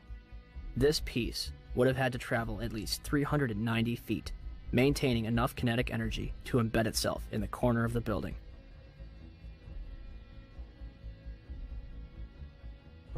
Jetzt bricht im Übrigen der zweite Turm zusammen. In diesem Moment bricht der nördliche Turm des World Trade Centers zusammen. Wir können nur alle hoffen, dass alle Menschen aus diesem Turm evakuiert sind. Es gibt kein World Trade Center mehr. You have 2 110-story office buildings. You don't find a desk. You don't find a chair. You don't find a telephone, a computer. The biggest piece of a telephone I found was half of the keypad, and it was about this big. The building collapsed to dust. Anything I've ever seen like that.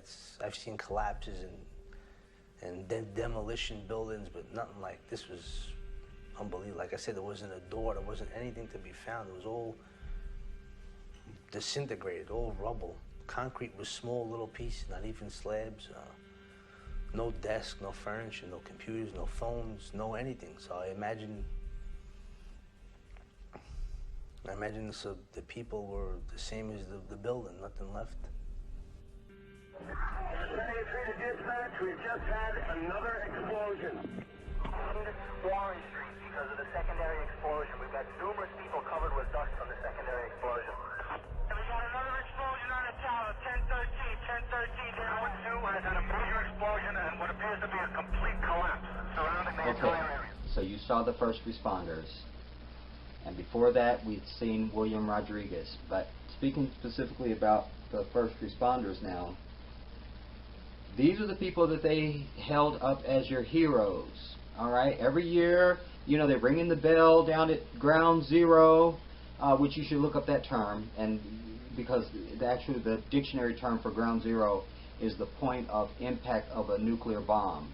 That's just my loose, you know, telling you it. Look it up for yourself. It's interesting that they use that term for fucking Ground Zero. But anyways, and every year they ring the bell and they're telling all the victims' names and all of it. Okay? But it's bullshit, everybody. Because, you know, they, just like at the Pentagon, they gave you this mysterious jet fuel that, you know, disintegrated the engines to the plane, took out the entire plane, but but yet we were able to get DNA from the bodies, which that couldn't have happened. Airplane engines are made from steel and titanium, some of the hardest shit on earth. You don't just burn that up with kerosene. That's the same shit you barbecue with. You know what I mean? So, and by the way, when's the last time your grill collapsed to dust when you were out cooking out for 4th of July or something, all right? Or when's the last time your mom was baking a cake in the oven and the whole thing just collapsed to dust? Just where your oven used to be is just a pile of dust there now, all right? You saw how perplexed these firefighters were. And their account meshes with William Rodriguez. Because William Rodriguez is saying, wait, there was explosions going off in the sublevels. I want to be clear about that. When William Rodriguez was speaking, because it wasn't just the World Trade Center towers that we saw above the ground. There was several floors that went, I think 8 stories that went underground. He was talking about 6 levels down. That's where explosions were happening, long before planes hit the building. Alright? So the planes were just to give you a reason why the whole thing went down. Alright? And as we get into this, you're going to see, and you're going to re-see, because a lot of you guys still have the, psychiatrists say that when you're in a state of shock, that's the best time to tell anybody anything, and they'll believe it. Alright? So that even though they tell you, a lot of you guys are still walking around saying the buildings collapsed. But you're going to see from some of this footage, that's not a fucking collapse. The building is becoming dust in front of your eyes. Damn. You got to wake up, people. I go back to John Hagee. You got to wake up. You got to wake up. That's not a building collapsing. Alright? Have you ever been in an earthquake? Do you know what a collapsed building looks like? That's where there's rebar and shit, and the building is bent over, and it suggests that something gave way. This isn't something gave way. You heard the guy tell you. You heard the firefighter tell you. There was nothing left. No desk, no chair, no anything. There were hundreds of elevators in those buildings. Where's at least the elevators piled up somewhere? You got to ask yourself, where's the elevators? Where are they at? Where are they? They're not there. And I'm suggesting to you that it was more than just explosives. I think it's insulting to the technology that was used to say that the buildings were blown up. Yes, they were blown up, because that's the only layman term that we have.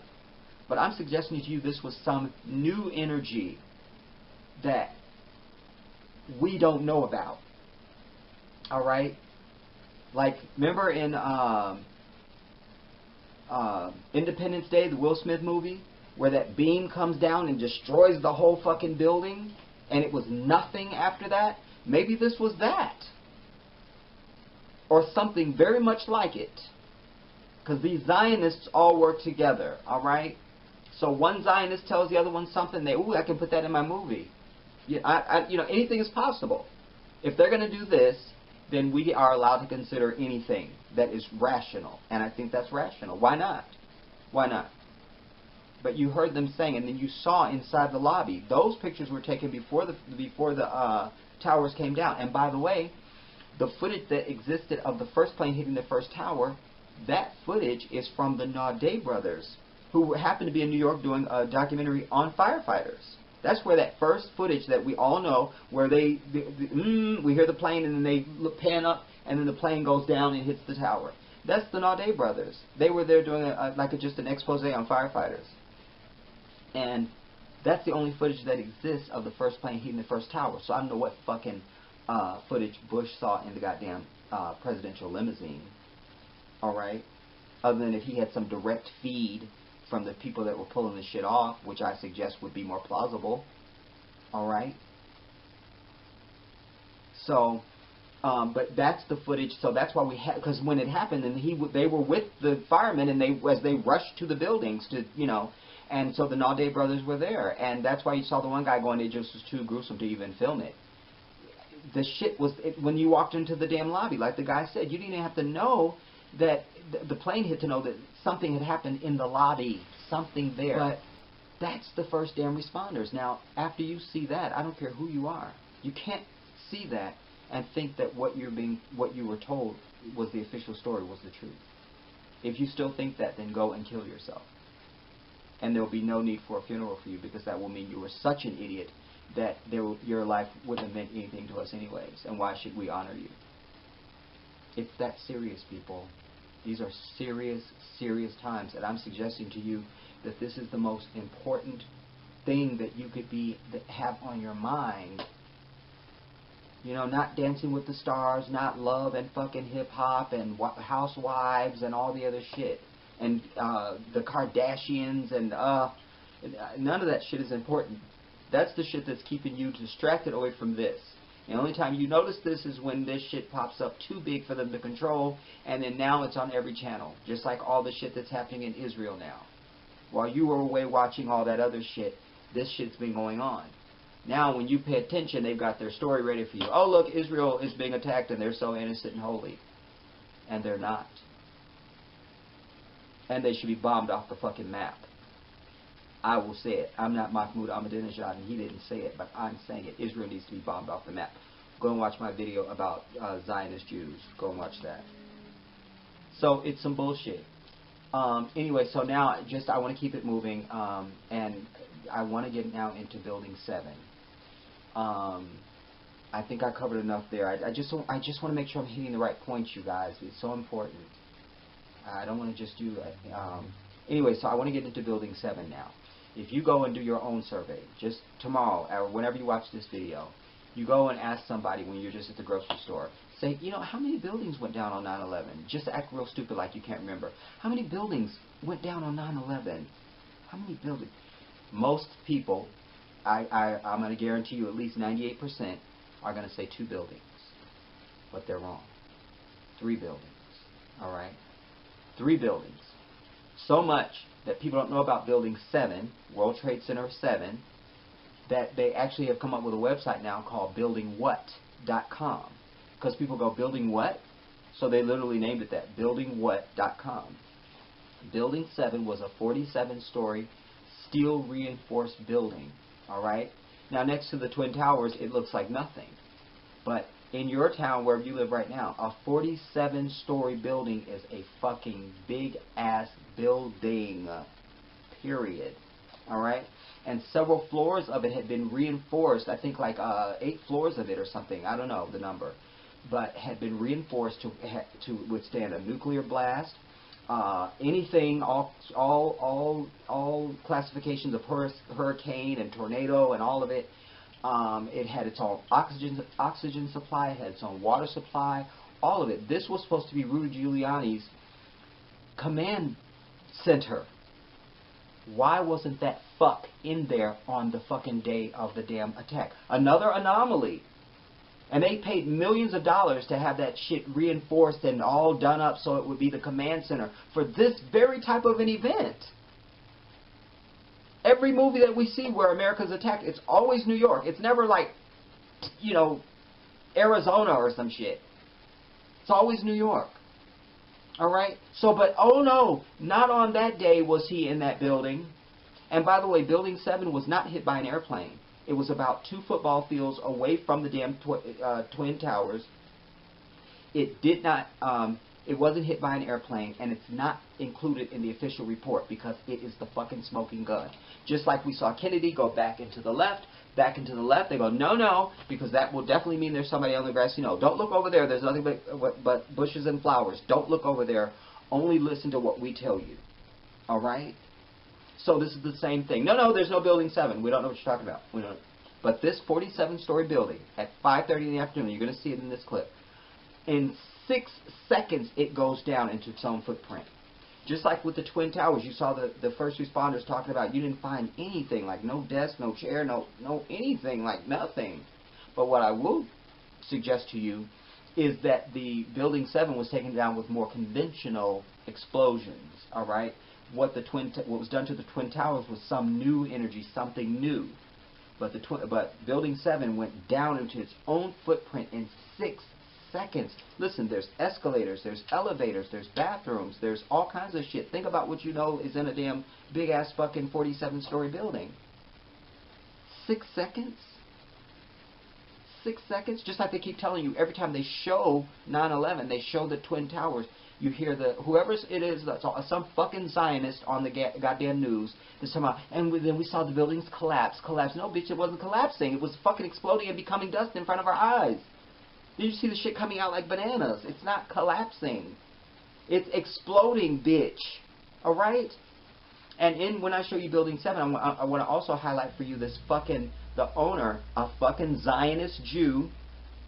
I'm just going to leave Jew out of it, just Zionists, because Zionists are not Jews. We need to make that distinction. There's Judaism and there's Zionists. Zionists are not Jew. Fuck them. They're just evil fucking white devils. Period. The damn end. Now, so this Zionist, what's the fuck's name? I'm too mad to even say it. I can't call it, but you'll see him in this clip. He had taken out a damn insurance policy on the World Trade Center to include acts of terrorism. All right? I'll talk more about that after we see the clip, but I want to show you now Building 7, and notice how the reporters and stuff are talking too, because that's going to be important in this documentary later. All right, let's go to Building 7, you guys. Let's go.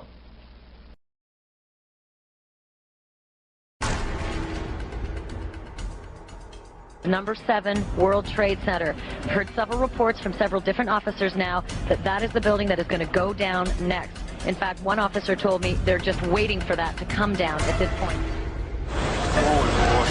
You hear that? Keep your eye on that building. It'll be coming down. Building is about to blow up. Move it back. All right, guys. And it sounded like a countdown. And at the last few seconds, he took his hand off, and you heard 3, 2, 1, and he was just saying, "Just run for your life, just run for your life." And then it was like another 2, 3 seconds. You heard explosions, like boom.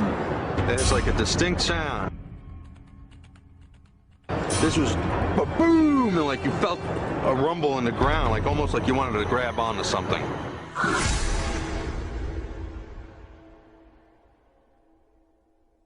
According to Larry Silverstein, on the morning of September 11, 2001, he attended an appointment with a dermatologist.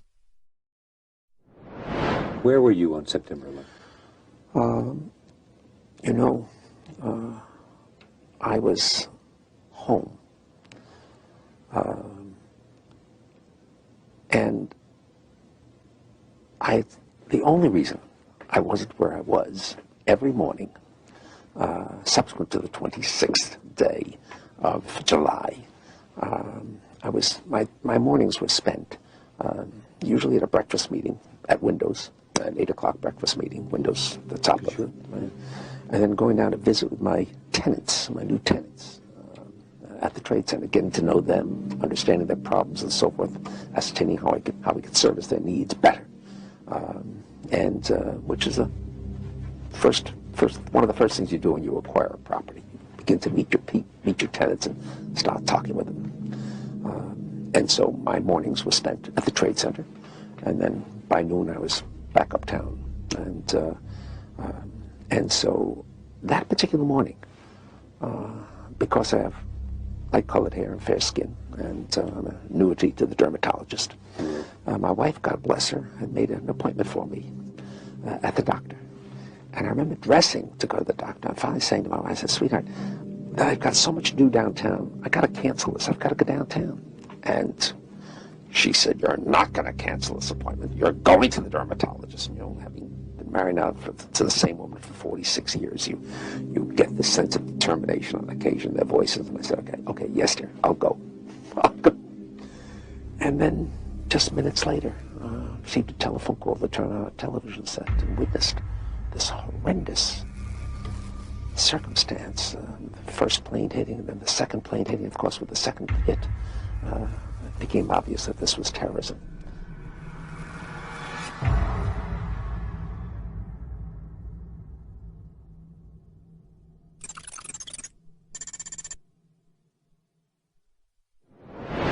I remember getting a call from the fire department commander telling me that they were not sure they were going to be able to contain the fire. And I said, we've had such terrible loss of life. Maybe the smartest thing to do is pull it. And they made that decision to pull, and then we watched the building collapse. 3 years later, Silverstein issued a statement claiming that he had used the term "pull it" to refer to pulling the firefighters out of Building 7. But there are several problems with Silverstein's explanation. According to FEMA's building performance study, firefighters were never in the building. Preliminary indications were that due to lack of water, no manual firefighting actions were taken by the fire department. And these statements, from Popular Mechanics and the New York Times, confirm that no firefighting took place in Building 7, and that the fire department had ordered firefighters away from the building at 11:30 a.m. Another problem is that Silverstein made no reference to the firefighters when he talked about Building 7 for the PBS documentary. Plus, after Silverstein stated that the decision was made to pull Building 7, he finished his sentence with these words. And then we watched the building collapse. This would indicate that the collapse of Building 7 was the direct result of the decision to pull it.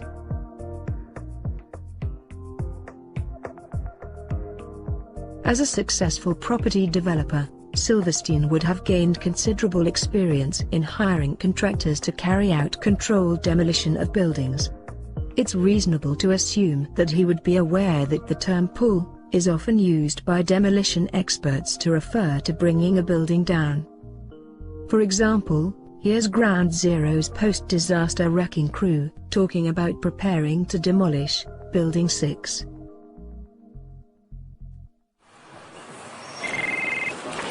Hello?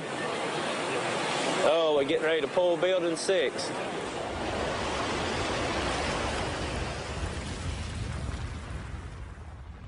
When referring to Building 7, it was Silverstein who suggested that the smartest thing to do was to pull it. And I said, you know, we've had such terrible loss of life. Maybe the smartest thing to do is pull it. And because Silverstein has more knowledge of controlled demolition than he does of firefighting, it is reasonable to assume that he was referring to pulling the building down. In an article titled "Shame on Jesse Ventura," Fox News journalist Jeffrey Shapiro confirms that Larry Silverstein had controlled demolition on his mind on September the 11th. And it was no secret to police and others on the ground that day. Shapiro stated that on September the 11th, Larry Silverstein was on the phone to his insurance carrier to see if they would authorize the controlled demolition of Building 7. This revelation causes yet another problem for the official story. How could Silverstein expect to carry out a controlled demolition when it takes several weeks to prepare a 47-story building for demolition?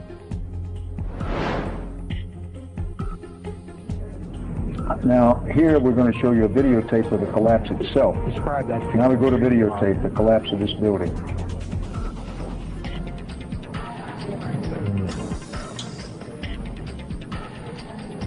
It's amazing.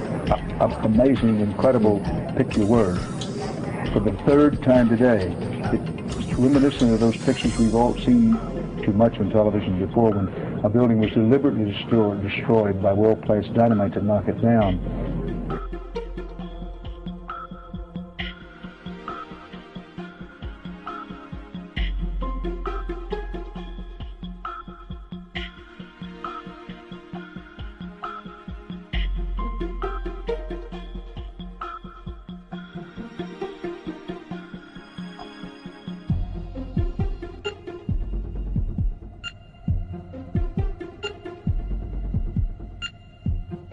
To me, I knew that was an explosion.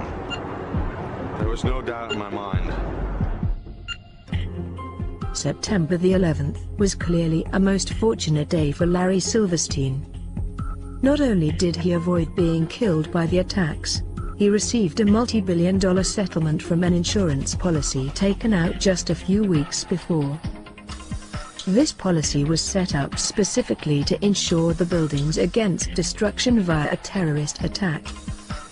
This was particularly fortunate, considering the fact that Silverstein was having difficulty in finding new tenants to occupy the buildings at the Trade Center. And it was also particularly fortunate, considering that Silverstein had faced the $1 billion requirement of having to remove the illegal asbestos from every steel beam in the Twin Towers. So, if Larry Silverstein's story is true, then he must surely be the luckiest man alive today.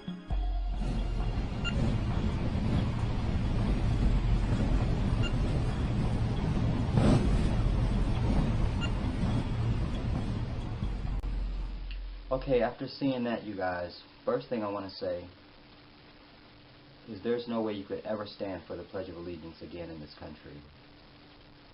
There's no way you could ever sing the Star-Spangled Banner again if you live in this fucking country and you've seen this video.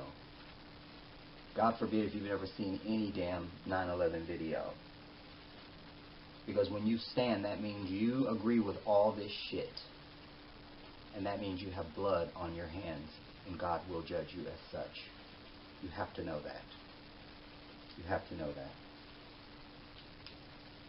You saw that fucking Larry Silverstein, who, by the way, looks like a fucking turkey. Can I just put that in there? Clearly a Zionist. Silverstein, Zionist. And there's no way to get around that. And I want to say something else, and this is very important. This is probably most important because I don't know if I've ever seen this highlighted in a 9/11 video, but this is very important for most people to know. No steel reinforced structure has ever collapsed due to fire. Period. All right? I want to say it again.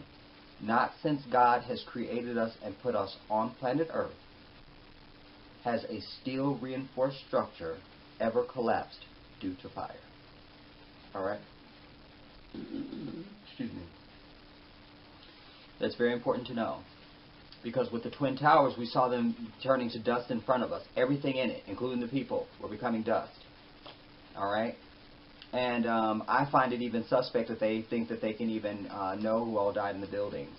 I mean, if you knew that that person was there and was definitely there and they didn't come home, then yes, they were killed there. But all this, oh, we found their remains, I doubt it. I doubt it. I doubt it. That's like finding a needle in a haystack. You can't.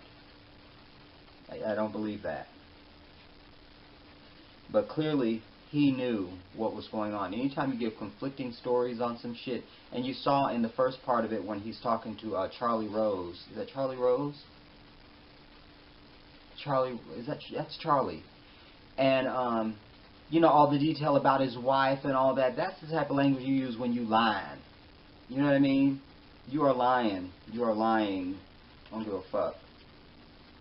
But no steel reinforced structure of the Earth has ever collapsed due to fire, and I'm going to show you later in this video, which I'm going to try and wrap it up here soon, you guys, because I'm trying to get a lot of stuff in. Because the audience that this is focused on is the person that has never seen any of this shit before. And people who have seen it, maybe they haven't seen it from this perspective and they didn't really know certain things. They thought they knew, but maybe they didn't know. So that's why it's important. I hope you will stick with me. Larry Silverstein is a lying ass fuck. And when he said pull it, that's clearly a demolition term. Clearly. Clearly.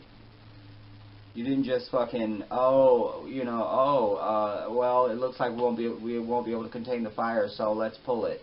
It's a 47-story building, reinforced no less. And you're going to just, go ahead and take a couple minutes and rig it for demolition. No. It takes weeks. Weeks. And planning. And you have to also secure buildings around it and all that other shit. You don't just go, today I'm going to go and demo my building. You don't do that. And he did it for insurance purposes. Because it wasn't even, that was just like the coup de grace. It was like, we already had the Twin Towers. Take out Building 7 too, then I can get more money for my damn insurance policy. Alright? Won't get a chance to take the time to show you the gentleman who gave a lot of testimony about Building 7, an African-American brother who mysteriously died after he talked about being in Building 7 when he got there. Like there was still like sandwiches and coffee with still steam coming off it. Somebody had told them to leave the building. Somebody. And you saw the one guy who was a first responder saying that, they heard the countdown. And the guy telling them, run for your life, run for your life. They took these buildings down.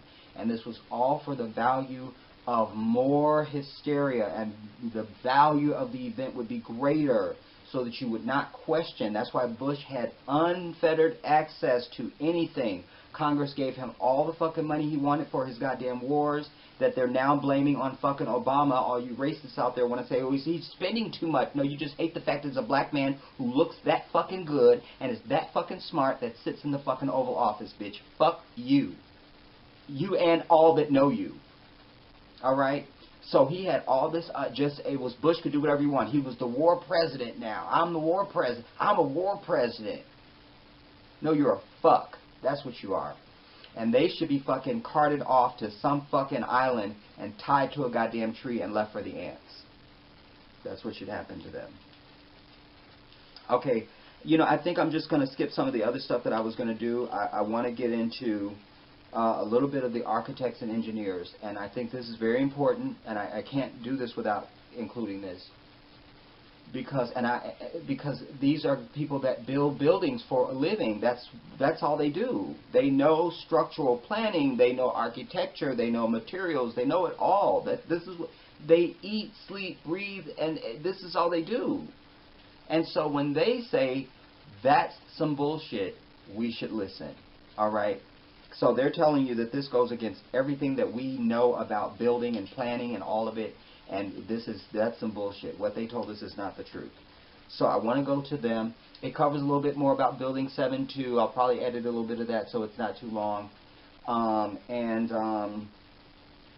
And they won't get into this, but I want to say this before I even show that part, because after that part I'll come back and I'll give just like a little something, and then we'll be done with it.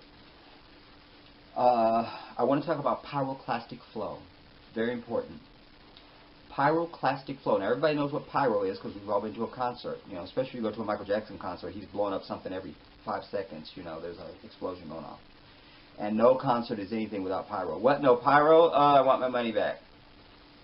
So, pyroclastic flow is high heated gas. All right, to just keep it in layman's term. We're not, you know, physicists here. I'm not. But I do know something about pyroclastic goddamn flow. Now, there's only 3 things on the earth that produce pyroclastic flow. Hear me. Hear me. The first one is a volcano. Volcano erupts. We see all this. The signature of pyroclastic high heat gases is the cauliflower smoke. It looks like cauliflower. Everybody knows the cauliflower is like the white broccoli. Cauliflower. Alright? So, volcano. Alright? It explodes. We see all this pyroclastic cauliflower hugging, you know, down everything. Then, the other thing that produces it is a space shuttle launch. Alright? 3, 2, 1, booster ignition and lift off, and cauliflower goes out. You see all that cauliflower just go out. It goes out, space shuttle goes up. That's 2. The third thing that causes that is high heat explosives. Alright? So when you saw those people running down the street and you saw those clouds of stuff, and a lot of it, if you go back and look at some of the footage, they were even hugging the Hudson River, like people, you know. But all that shit chasing them down the street, that was the building. That was your elevators, your escalators, your toilets, your, name anything, your desk, your chairs, you know, all of it. That's what was following the people down the street. The building, carried by highly heated gases. That was pyroclastic flow. Because remember, when the buildings were burning, the little smoke that from the fires that weren't even burning were going up into the air, as we would expect smoke would. But when it came down, that shit was following people down the street. It wasn't going up. It was on the ground, following people around the blocks and shit. That is pyroclastic flow. So it's very important that I point that out. So like I say, now I want to go into the architects and engineers so that you can just hear from them. And because I think it's very important to get experts in on this. And then I'll just wrap it up on the other side and we'll be done. All right. And if you guys are still sticking with me, I do appreciate it, because this is, like I say, this is the most important topic that you could devote your time to. All right. All right. Let's go to that footage of the architects and engineers and Ed Asner, no less. If you guys know who Ed Asner is, Ed Asner was still doing his thing here. So appreciate Ed Asner. All right. Let's go.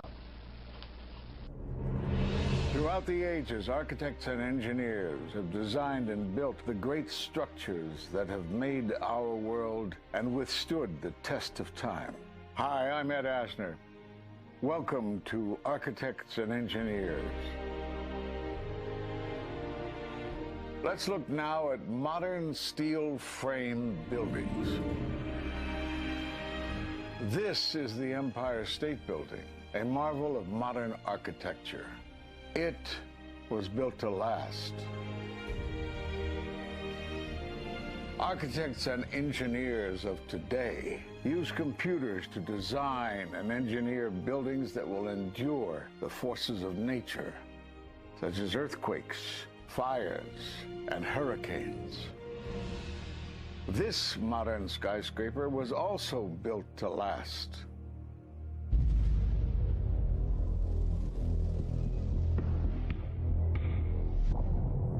We've seen buildings completely destroyed like this before, but only when done intentionally. Danny Jowenko is the expert on this in Europe. What did he say? Dit is controlled demolition. Zeker weten. Zeker weten. Er is nagesprongen. Dit is in opdracht gebeurd. Dit heeft een team gedaan van experts. Let's compare. Explosives are used to demolish buildings like this in just seconds. Okay, so it's a controlled demolition. What's the problem with that? Well, it happened on the afternoon of 9/11 at the World Trade Center. Let's just think about this. Controlled demolitions cannot be engineered and rigged in a day. It takes months. And therefore, this event must have been planned in advance. Keep your eye on that building. It'll be coming down. The building is about to blow up. Moving back. We are walking back. There's a building about to blow up. Did they actually use the word brought down, and who was it that was telling you this? The fire department. And they did use the word, we're going to have to bring it down. And these people heard explosions. We heard this sound that sounded like a clap of thunder. It looked like there was a shock wave ripping through the building, and the windows all busted out. About a second later, the bottom floor caves out. The building followed after that. He takes his hand off, and you hear 3, 2, 1, and it was boom, boom, boom, boom, boom. And these reporters recognized it as a controlled demolition. And I turned in time to see what looked like a skyscraper implosion. It looked like it had been done by a demolition crew. The whole thing just collapsing down on itself. For the third time today, it's reminiscent of those pictures we've all seen too much on television before, when a building was deliberately destroyed by well-placed dynamite to knock it down. It was almost as if it were a planned implosion. It just pancaked. So what's the problem if this was a planned demolition? Well, we are told by government agencies that this building came down as a result of normal office fires. The National Institute of Standards and Technology produced their final report in 2008. World Trade Center 7 collapsed because of fires fueled by office furnishings. It did not collapse from explosives or from fuel oil fires. But what do you think brought down the building? And what caught my eye is more than 1,300 architects and engineers examine the evidence about Building 7's collapse and disagree with the official report issued by the National Institute of Standards and Technology. I certainly am much more open-minded about it than I was, and it is because of the involvement of the 9/11 families and all these engineers and architects. You are about to hear from architect of 23 years, Richard Gage, AIA, member of the American Institute of Architects and founder of Architects and Engineers for 9/11 Truth. Now there are more than 1,500 architects and engineers who say that it could not have been brought down by office fires. They are backed by 9/11 family members who are calling for an independent, unbiased investigation. I'm Richard Gage. Fires have never before caused the collapse of any skyscraper, even though there are numerous examples of much hotter, larger, and longer-lasting fires in these buildings. And in the case of Building 7, the fire that NIST said started the collapse had actually burned out over an hour before. It could not have caused the collapse, as NIST claims. Yet this 47-story, modern steel-framed skyscraper, which was not hit by an airplane, collapses mostly into its own footprint like a house of cards, as fast as a bowling ball falling off the side of the building, in just under 7 seconds. Listen to the experts. Building number 7 descended in free fall for the first 100 feet.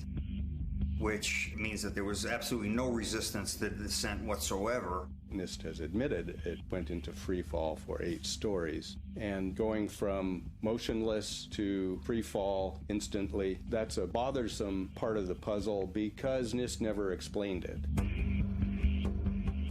We've got a building that came down in its own footprint, so all of the columns really needed to be severed at the same time in order for that structure to fall the way that we saw. The symmetry is the smoking gun. The whole building completely comes down in one continuous motion. There couldn't have been any structural resistance.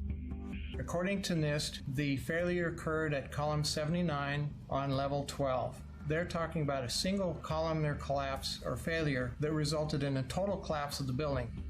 It is possible that you could have a local failure as a result of a connection failing.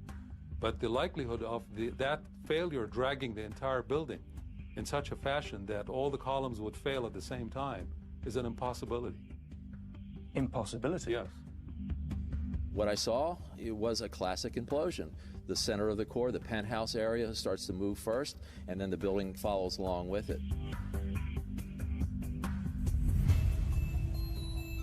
I'd like to know why NIST excluded the document from FEMA in Appendix C that documented the evidence of melting steel. Why is this forensic evidence not being included in the report? In an office fire, you cannot generate enough heat to melt steel. And yet we have evidence of molten iron. R.J. Lee Company, USGS, and Dr. Stephen Jones's work, all 3 separately found these microspheres. In the dust, we found what we characterize as unreacted thermitic material in the shape of some very tiny red-gray chips, which have different properties, and in the reaction they produce molten iron, which is the prime indication of a thermitic reaction. And such a reaction can be used to destroy steel structures.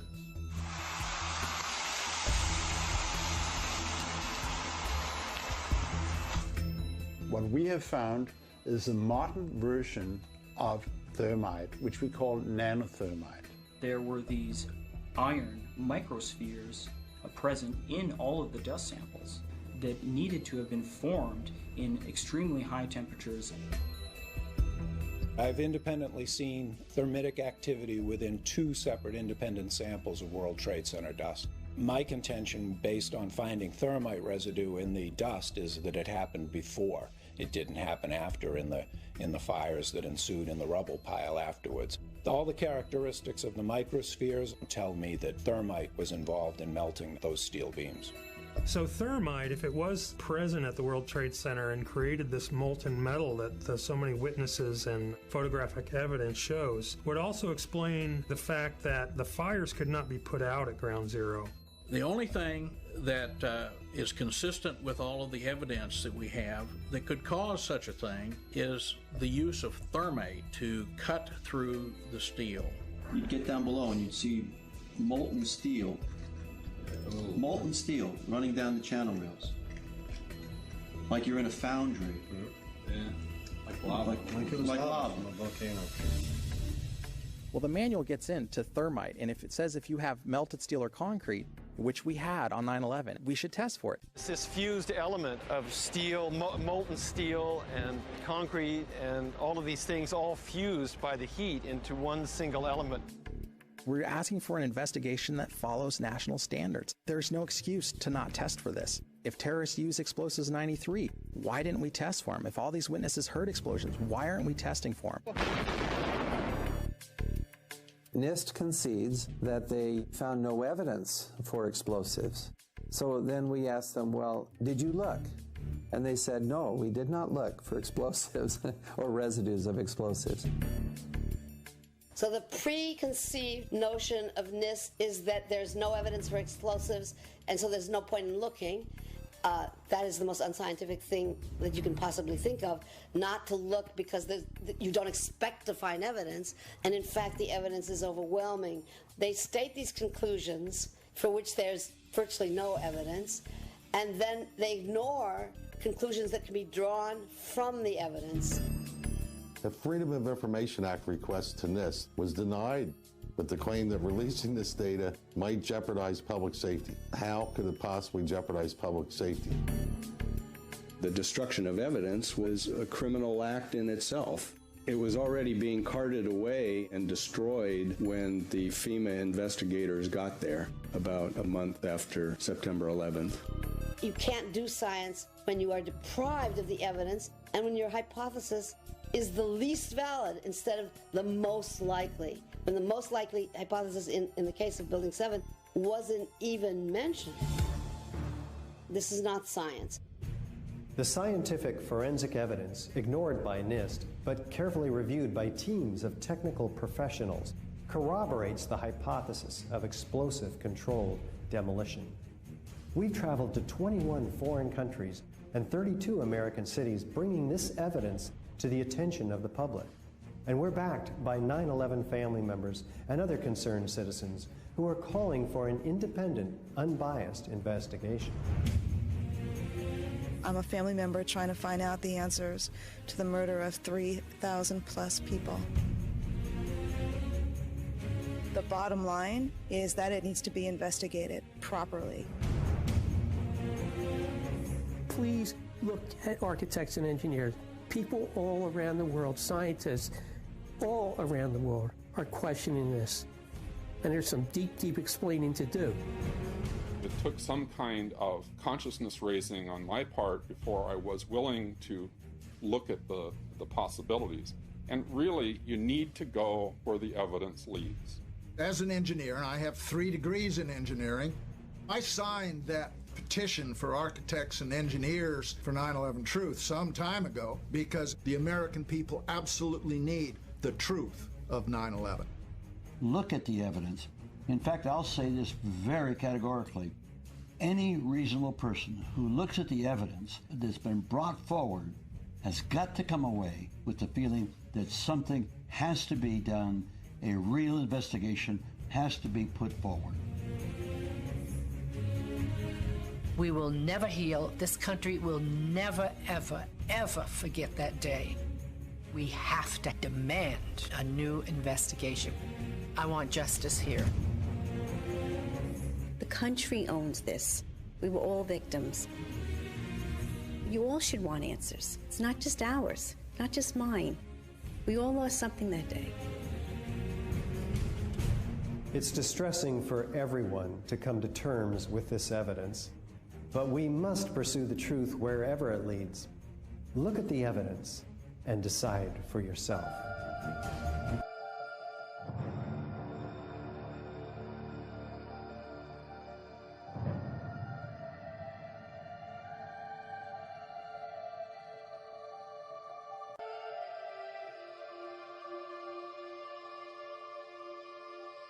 For the 3rd time today, it's reminiscent of those pictures we've all seen too much on television before, when a building was deliberately destroyed by well-placed dynamite to knock it down.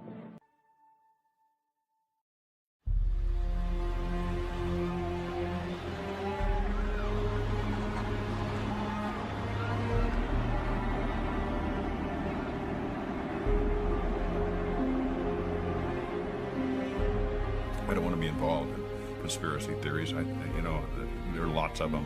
They can go on. We can speculate on that forever. What we really need to know is how those buildings came down.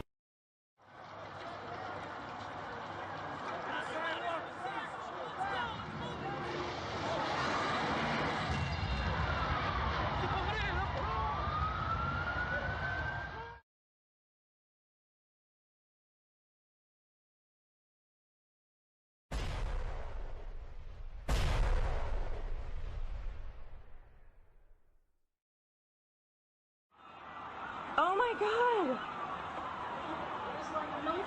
It was a military plane.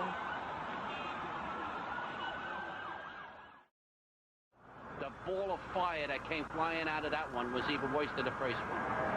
And we were standing there, and I said, I can't believe this. And sure enough, there it was, another plane. The plane wasn't no airline or anything. It was a twin-engine, big gray plane.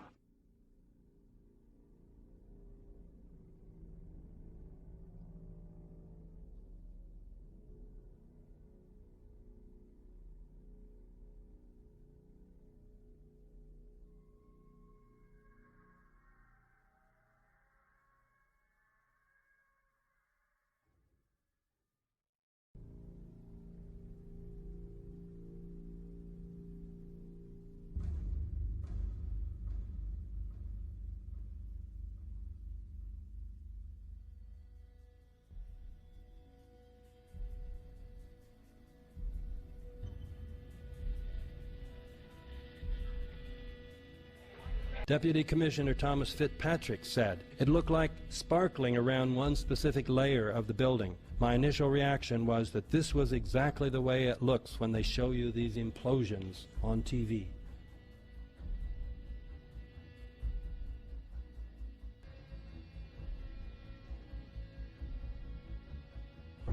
Jetzt bricht im Übrigen der zweite Turm zusammen. In diesem Moment bricht der nördliche Turm des World Trade Centers zusammen. Wir können nur alle hoffen, dass alle Menschen aus diesem Turm evakuiert sind. Es gibt kein World Trade Center mehr. You have 2 110-story office buildings. You don't find a desk. You don't find a chair. You don't find a telephone, a computer. The biggest piece of a telephone I found was half of the keypad, and it was about this big. The building collapsed to dust. Okay, you guys, that's, I don't know what else I can tell you, Just a quick summation of everything. I want to say this video has worn me out, all right? So if you watch this video and you don't respond to me in some kind of way, you are a leech, and you are part of the problem. I mean, I've worked very hard at this. The editing, you guys have no idea, like I was saying earlier on in the video, the editing, all the compiling, you have to first get around the internet to find the information. You have to find what fits into your story and how you present it and all of that. And once you can do all of that, then you have to put your storyboard together so that everything's lining up the way I'm going to show you the clips. Then after I do all that, then I have to put it up on the computer, just not on YouTube yet now, but on the computer. And now you have to get all the editing together, even the intro. I have to get the music, and I have to make the music fit the intro, and I have to put the titles up. It's a lot of work. It's a lot of work. A lot of work. Damn. A lot of people are used to just the outcome of work. So it's very easy to sit back and criticize something when you weren't a part of the creative process. But once you understand the creative process, then I think you have a different respect for it. So that's why I'm trying to share that with you. But one of the things I wanted to point out is the reporters. All right? You saw the report. We even heard Dan Rather. It looks like when you want to get at the under infrastructure of a building, like in those planned implosions to bring down a building. All right? You heard Geraldo's fucking sellout ass. Which that's the only, he was trying to get his respect back, but it was already too late. Because he was one of the biggest people, when they would have some of these 9/11 truth people on, he would, why are you doing this? Why are you doing this? Like as if, how dare you even say our government could be involved in all this shit. But since you have all these architects and engineers, he's trying to save face. Like that would be too ridiculous. Okay, it's one thing if you want to deny the families. But anyways, all the reporters were talking about explosions and all of it, and they all had the language of regular people that day. Until they all got that Zionist memo that said, no, we don't talk about that no more. All right?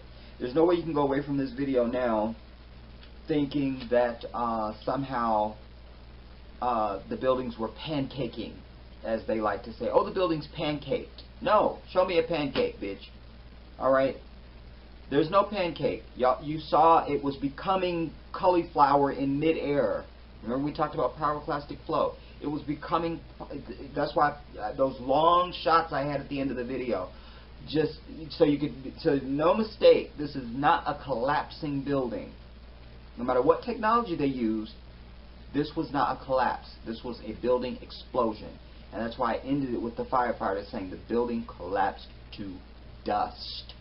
Because I think that there's no other way to say it. It was dust. That's all it was. All right? The Indian guy, too. Fuck him. I don't remember at what point now he showed up, but he was the one saying that Building 7, definitely it was the cause of office furniture. But then you had one of the architects, engineers saying, no office furniture in any office building anywhere is hot enough to fucking bring down a building or melt steel, so fuck you. But Indians, and I wrote down his name, Shyam Sundar. Indians come here and they're very quick to assimilate into the white culture. This is fact, all right? And so, of course, if he's going to be at that level, he's going to say whatever the white man wants him to say. Period, the damn end. And defend it. All right? He knows he's lying. Fuck him. The molten steel, you guys. They didn't cover it in this piece, but the molten steel was evident that this wasn't just fucking anything fire. I mean, you all remember that for weeks and weeks and weeks there was hot spots. They were like, oh, there's still hot spots. They're still putting out fires. There's still hot spots. Remember that? And so that there was women that were taking, they would be taking boots down there to the people that were working down there on the piles, because the soles of their boots kept melting. So they had to keep taking boots down there to the people that were working down there. That's how hot it was. And for weeks and weeks and weeks and weeks and weeks after the event. This was not no damn fire. Or a regular fire. And then the explosions, you see. But yet they don't even include that in anything. Oh no, there was no explosion. And you heard the architects and engineers. These people are all physicists and engineers and scientists. They build stuff. They know all of it. They know all of it. That's who you want on a fucking committee to figure out what the shit that happened. Not fucking politicians. Fuck that. Let's go get people that build shit. Let's put them on a committee. Oh, no. That wouldn't work. Just like they put Arlen Specter, alright? Remember? See, America has a 5-minute attention span. Remember Arlen Specter, in recent history now, since Obama's been president, remember Arlen Specter is the Republican that left the Republican Party and was welcomed with open arms by Obama into the Democratic Party. His old fucking ass has been around doing evil for a long fucking time. Know this. Arlen Specter is the one that gave you the pristine bullet for the JFK assassination. Did you know that? I'm telling you, it's the same people, man. They just recycle the shit. That's why nothing ever changes in this country. I'm telling you, I'm a big believer that some things and some people are never going to change. They have to die. That's the only way. There's a lot of people that are just dead weight on all humanity. They're just holding us back and bringing us down. People like that need to die. Period, the fucking end. But the last thing I want to say on this is, you guys, you have to share this video. And you have to share it for 2 reasons.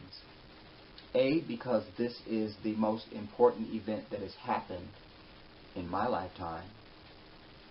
And probably anybody that's watching this, this is the most important event that's ever happened in your lifetime. That it was a lie, that it was the biggest lie. I would even suggest to you this was bigger than Kennedy. Alright? Because Kennedy was one man that was killed by a few people. Alright? Yes, he was the president. That makes it big. But this was 3,000 people. Alright? This was a major event. A major event. But more than that, you owe it to the people that died in those buildings. I want you to hear me on this. If you go away from this video untouched by this, you're hateful and you're evil, and you need to examine your emotional and moral base. I mean that. Those people that died in those buildings, their last moments, we're never going to know. But we can speculate that they were terrified, terror-filled, and that they were terrified. There were explosions going. You heard William Rodriguez. There was explosions going off those buildings long before any plane hit the damn building, ever. And that they were so insane, and my God, what do I do, that you would jump out of a window. Yes, I probably would have jumped out of a damn window. But we can't sit back, because if we allow this, and that was 2001, this is 2014. There's not been any major uprising in this country. When are we going to storm the White House and storm the Capitol buildings and shit and demand answers? Because there will be a bigger one. There will be.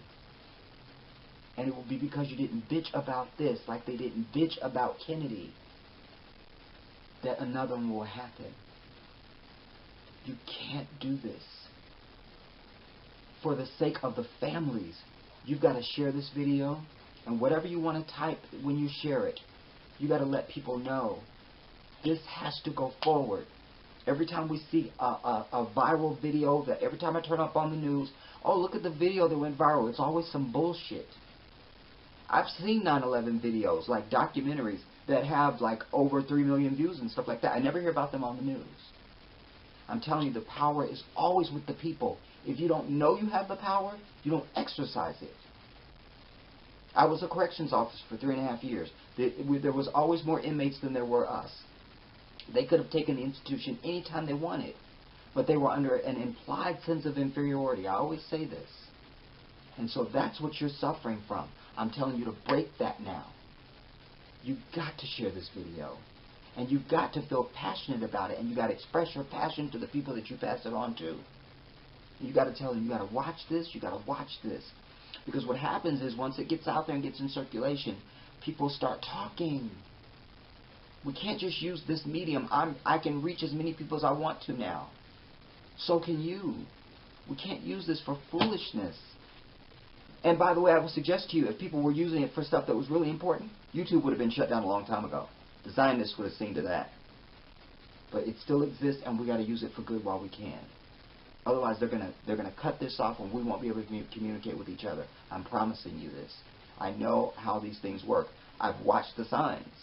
I know how shit goes. And what I attempted to do in this video was to help you to understand and really know when you smell the stench of conspiracy, exactly what it looks like in its incubation, and when it comes to fruition, you should know now what the stench of conspiracy looks like, especially when you have anomalies. Anomaly after anomaly after anomaly. You can't have that many goddamn anomalies. If you have that many anomalies on one fucking critical event in one fucking day, then you need to take your ass to Vegas, because you're going to win every goddamn thing. Alright? Because, and by the way, if you were in Vegas and you, oh my god, I just went over here and I won on the crap table. Oh my god, I just hit $1 million on the slot machine. Pretty soon security's going to be standing around you going, what does this motherfucker know? He must be in here cheating some kind of way. It would be unbelievable. They would be suspicious of you. And so you have to be suspicious about this. No steel structure has ever collapsed due to fire in the history of mankind. Yet 3 buildings do it on the same day in the same place during this fucking event? Come on. You can't have that. You can't. You can't have it. And I'm not going to even rehash the Pentagon. We talked about that early on in the video. But you guys, do this for the families. This is a human issue. This is not Democrat, Republican, Independent. This is a human issue. 3,000 people died. And I suggest to you their last minutes were worse than anything anybody would ever want to experience. And you can't sit back. You can't. You have to do something. And if all you can do, if you're not willing to be an activist, if all you can do is share this damn video, then goddamn it, do it. We owe it to them. So much of our strife in this country is because we're not helping each other. The littlest thing we could do to help each other, we won't do it. We wait till some big event like 9/11 happens. Everybody's all united and we're together.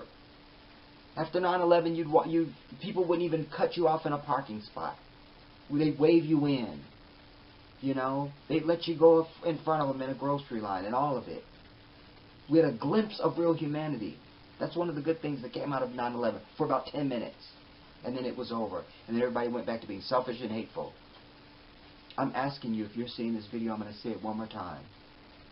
And especially if you come through this far to the end, you've got to share this video. And you've got to make it important. And you've got to tell people, and you've got to bring it up when it's not even the conversation. You just got to bring it up. When somebody's talking about like the baseball game or something, you just got, you know, did you guys hear about 9/11 or whatever? You know, just bring it up. Because this is more important than anything that's going to be being discussed at any time, anywhere on the fucking planet. Because everything that's happened since it is to our detriment and in favor of the ones that committed this fucking crime. I'm sick of it. This is from my The Jedi Speaks series. This is the Jedi. Thank you so much for this.